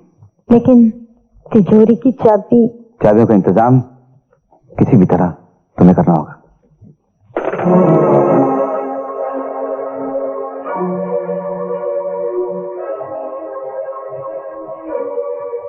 ये लो बेटी। मैं जानती हूँ तुम्हें यहाँ मेरी ममता नहीं, बल्कि बदले की वो भावना खींच रही है जिसकी आग में तुम बचपन से लेकर आज तक जलती आ रही हो। इस चाबी से अगर तुम्हारे इंतकाम की आग बुझ सकती है तो मुझे ये सौदा भी मंजूर है। लेकिन मुझे ये चाबी देकर आप अपने पति से क्यों गद्दारी कर रही हैं? ये सुहाग मेरी मजबूरी का दाग है, मेरी बदकिस्मती का निशान। सोने चांदी की थाली में खाने वाले लोग बदकिस्मत नहीं होते। एक माँ की सबसे बड़ी दौलत उसकी औलाद होती है। तुम जिस दौलत की बात कर रही हो उसकी चाबी ये रही,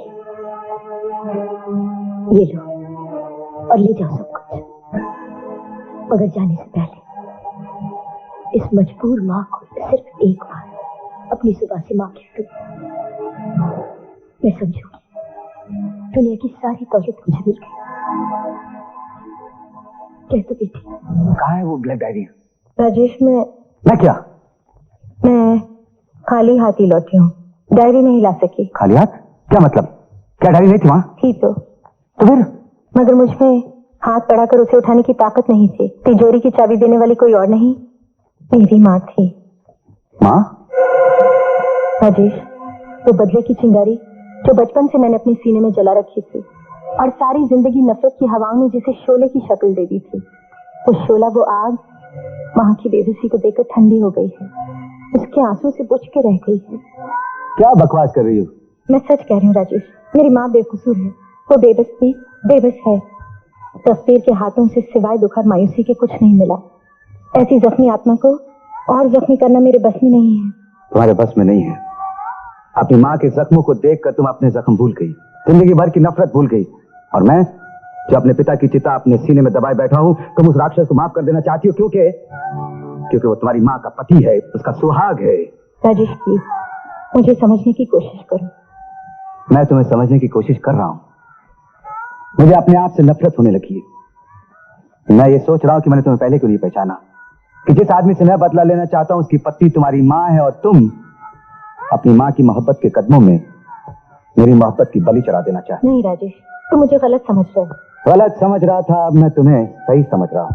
तुम मुझ पे गलत इल्जाम लगा रहे हो। खामोश, बहुत हो गया है नाटक, अब तुम यहाँ से जा सकती हो। इंसानियत के आईने में मैं आपको आपकी जुल्म करने वाली सूरत दिखा रहा हूँ। रणधीर, मैं तुमसे कहता हूँ कि जबान पर काबू रखो।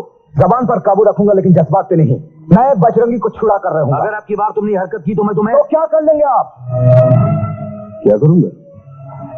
मैं तुम्हारा वो हशर करूंगा जिसके बारे में तुमने कभी सोचा भी नहीं होगा। तुम आईने में मुझे मेरी सूरत दिखा चाहते हो, मैं तुम्हें एक ऐसे आईने में तुम्हारी सूरत दिखाऊंगा कि तुम्हें अपने आप से नफरत हो जाएगी। अब तो मैं वो आईना देख कर ही जाऊंगा जिससे मुझे अपनी सूरत से नफरत हो जाएगी। तुम अपनी सूरत देखना चाहते हो तो तुम्हारी असलियत यह है मिस्टर रणधीर कि तुम मेरा खून नहीं हो, तुम मेरी औलाद नहीं हो, तुम्हारा मेरा कोई रिश्ता नहीं है। जाने किसका गंदा खून तुम्हारी रगों में दौड़ रहा है, जिसे पाक करने की तुम्हें इंसान बनाने की मैं एक नाकाम सी कोशिश कर रहा हूं, लेकिन हार गया।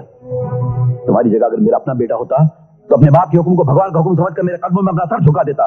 मगर तुम तो गैर हो ना, तुम्हारी रगों में जो खून है उसमें गद्दारी, बेईमानी और एहसान फरामोशी का रंग मिला हुआ है। ये क्या कह रहे हैं आप? इंद्रानी, अपनी इस किराए की औलाद को समझा दो कि मेरे रास्ते में आने की कोशिश न करे, वरना कुचल के रख दूंगा।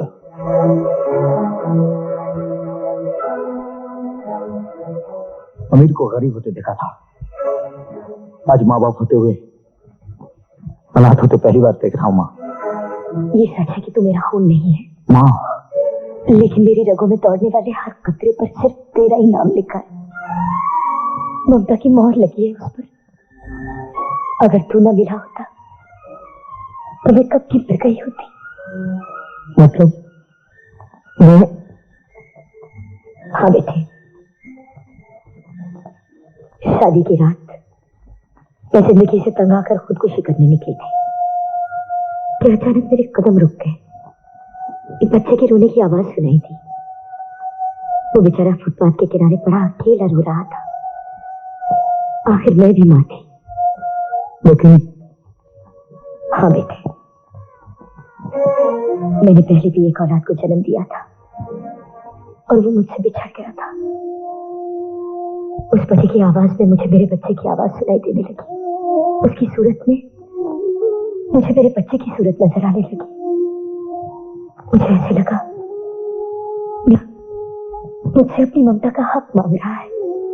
मुझे सीने से लगा लिया और वो हंस पड़ा और उसकी वो मुस्कुराहट में मेरे सारे दुख डूब गए।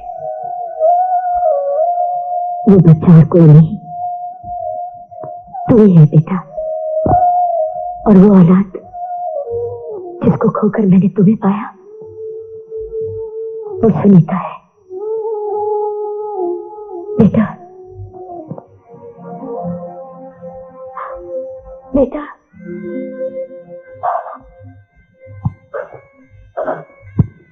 घबराओ मत ना।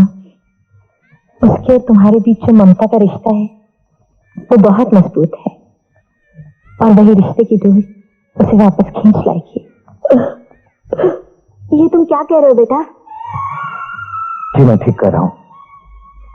ये शादी नहीं होगी। अरे अगर ये शादी नहीं होगी तो मेरा नाम, मेरी इज्जत सब खाक में मिल जाएगी।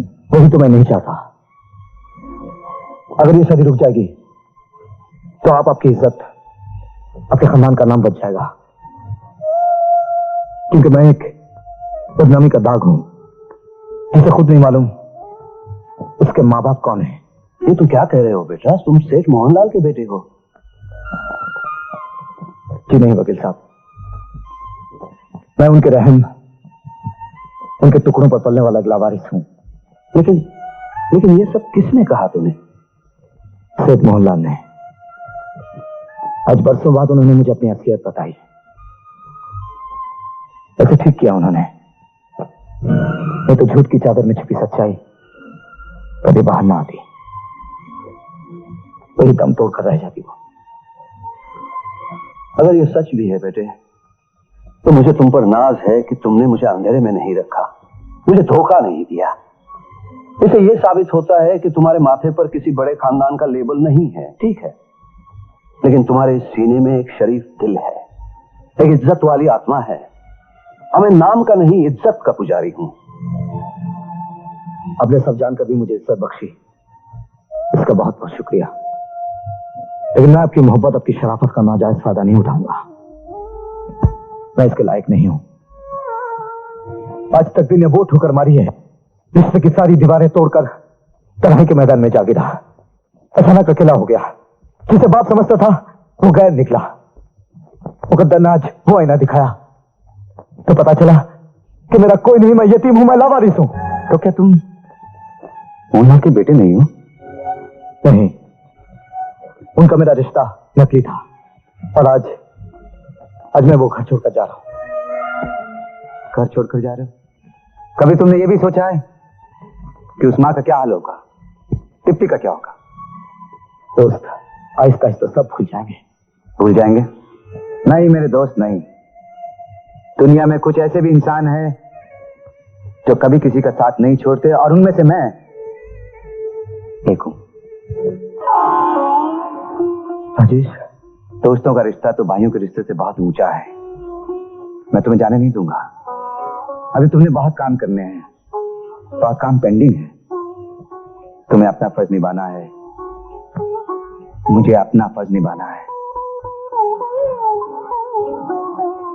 हाँ। नहीं मिस्टर, बजरंगी नामी किसी आदमी का ना तो हमने गिरफ्तारी वारंट निकाला है और ना ही गिरफ्तार किया है। कमाल, ऐसे कैसे हो सकता है? गिरफ्तार होने वाले का हमारे पास रिकॉर्ड होता है। यकीन कीजिए, जो खबर मुझे मिली है कि एक इंस्पेक्टर और 2 हवलदार उसे लेके गए हैं। इम्पॉसिबल। लगता है आपको कोई गलत खबर दी गई है, धोखा हुआ है।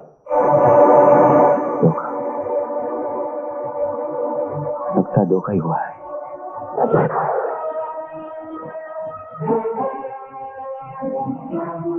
सेठ जी आप यहाँ? जी हाँ, मैं। लेकिन मुझे क्यों बुलाया गया यहाँ ऐसे? ये मशीन बिगड़ गई, इसको जरा ठीक करना है। मुझे बनाया गया है बिगड़ी हुई मशीनों को ठीक करने के लिए, लेकिन जरा आपकी मशीन बनाने में थोड़ा टाइम लगेगा। मेरा मतलब है टाइम लगेगा थोड़ा। टाइम? जी वो क्या है कि आपके आदमी मुझे उठा के ले आए, लेकिन मैं अपने औजार साथ नहीं लाया। तो आप 1 मिनट इंतजार कीजिए, मैं 2 मिनट में औजार लेके आता हूँ। हाँ महाराज, जल्दी क्या है, मैं मंगवा देता हूँ। सुनो, इसके औजार लेकर आओ। थोड़ी गड़बड़ है ना, वो इनको कैसे मालूम पड़ेगा कौन सा हथियार किधर फिट होता है? गड़बड़ है थोड़ी। ये क्या कर रही हो बेटी? मेरी माँ जो इस कैदखाने में बरसों से उम्र कैद की सजा काट रही है, उसे छुड़ा के ले जा रही हूँ। नहीं बेटी नहीं, मुझे मेरे हाल पर छोड़ दो। नहीं माँ, अगर मोहनलाल को पता चल गया कि मैं तुम्हारी औलाद हूँ और उसके पुराने दुश्मन दिनेश की बेटी, तो वो तुम्हें भी मार डालेगा और मुझे लेगी। इतने बरसों बाद तुम मिली हो तो तुम्हें कैसे गवा सकती हूँ मैं? तुम्हें तो सुख की जिंदगी देना चाहती हूँ मैं। चलो माँ, तुम्हें मेरी कसम। मगर मेरे रणधीर का क्या होगा? वो अपनी माँ को ढूंढता हुआ तुम्हारे तक जरूर पहुंच जाएगा। चलो माँ।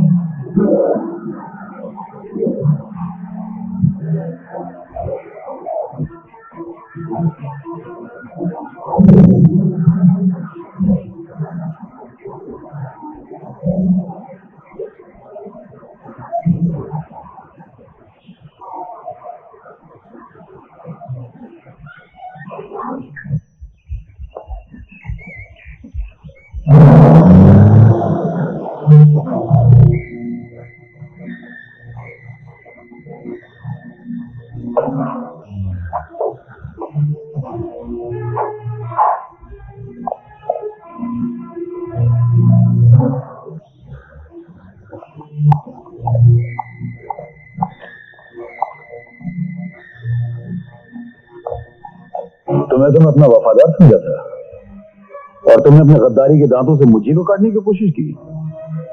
अब देखना, ये मोहनलाल जिसके बाल बाल में सुअर का बाल है, तुम दोनों माँ बेटी का क्या अंजाम करता है, क्या हशर करता है। सुनो मोहन, मौत से कम तुम करोगे नहीं और मौत से ज्यादा कर नहीं सकते। जिस माँ बेटी को तुमने जीते जी मिलने नहीं दिया, आज उन दोनों को एक साथ मौत के आगोश में दे रहे हो। इससे बढ़कर खुशी की बात क्या हो सकती है? हार तो तुम्हारी ही होगी। हार किसकी होगी ये तुम्हें अभी पता चल जाएगा।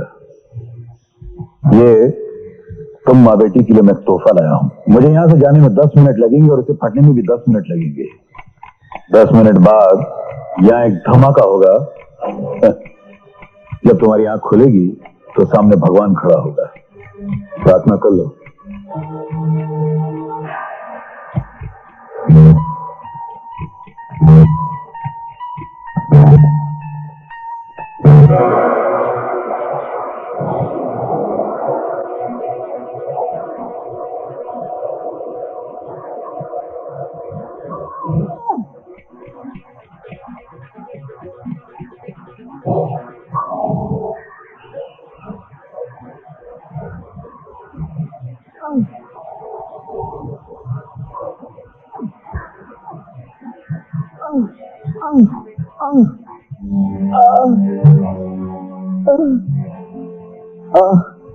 मेरा पैर, मेरा पैर। इन्हीं पैरों को कुचलने के लिए तो मैं जिंदगी भर इंतकाम की आग में जलता रहा। याद कर मोहनलाल, मेरा एक दिन इसी तरह तूने एक शरीफ इंसान को अपाहिज बनाया था। याद कर।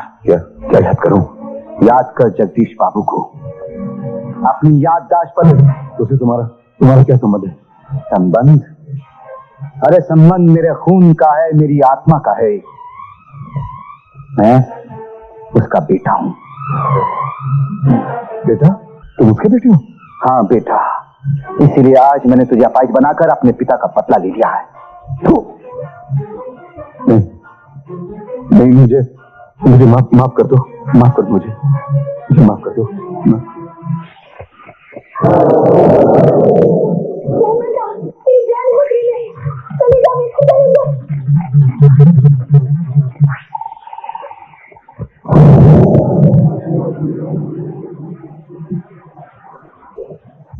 बेटा,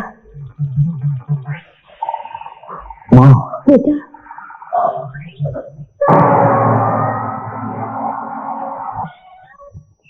इंस्पेक्टर साहब, ये रहा आपका तोहफा। हमने माना कि किसी पिटी चीज किसी को तोहफे में नहीं देते, लेकिन क्या करें, ये अपनी आदतों की वजह से पिटे पिटाए हैं। गर्दन सलामत है, फंदा फिट हो जाएगा। नायक, इसे ले चलो पुलिस स्टेशन। ले जाइए। ओ देखो लेके बारात दूल्हा आया रे रानी शर्मा नाना। ओ देखो लेके बारात दूल्हा आया रे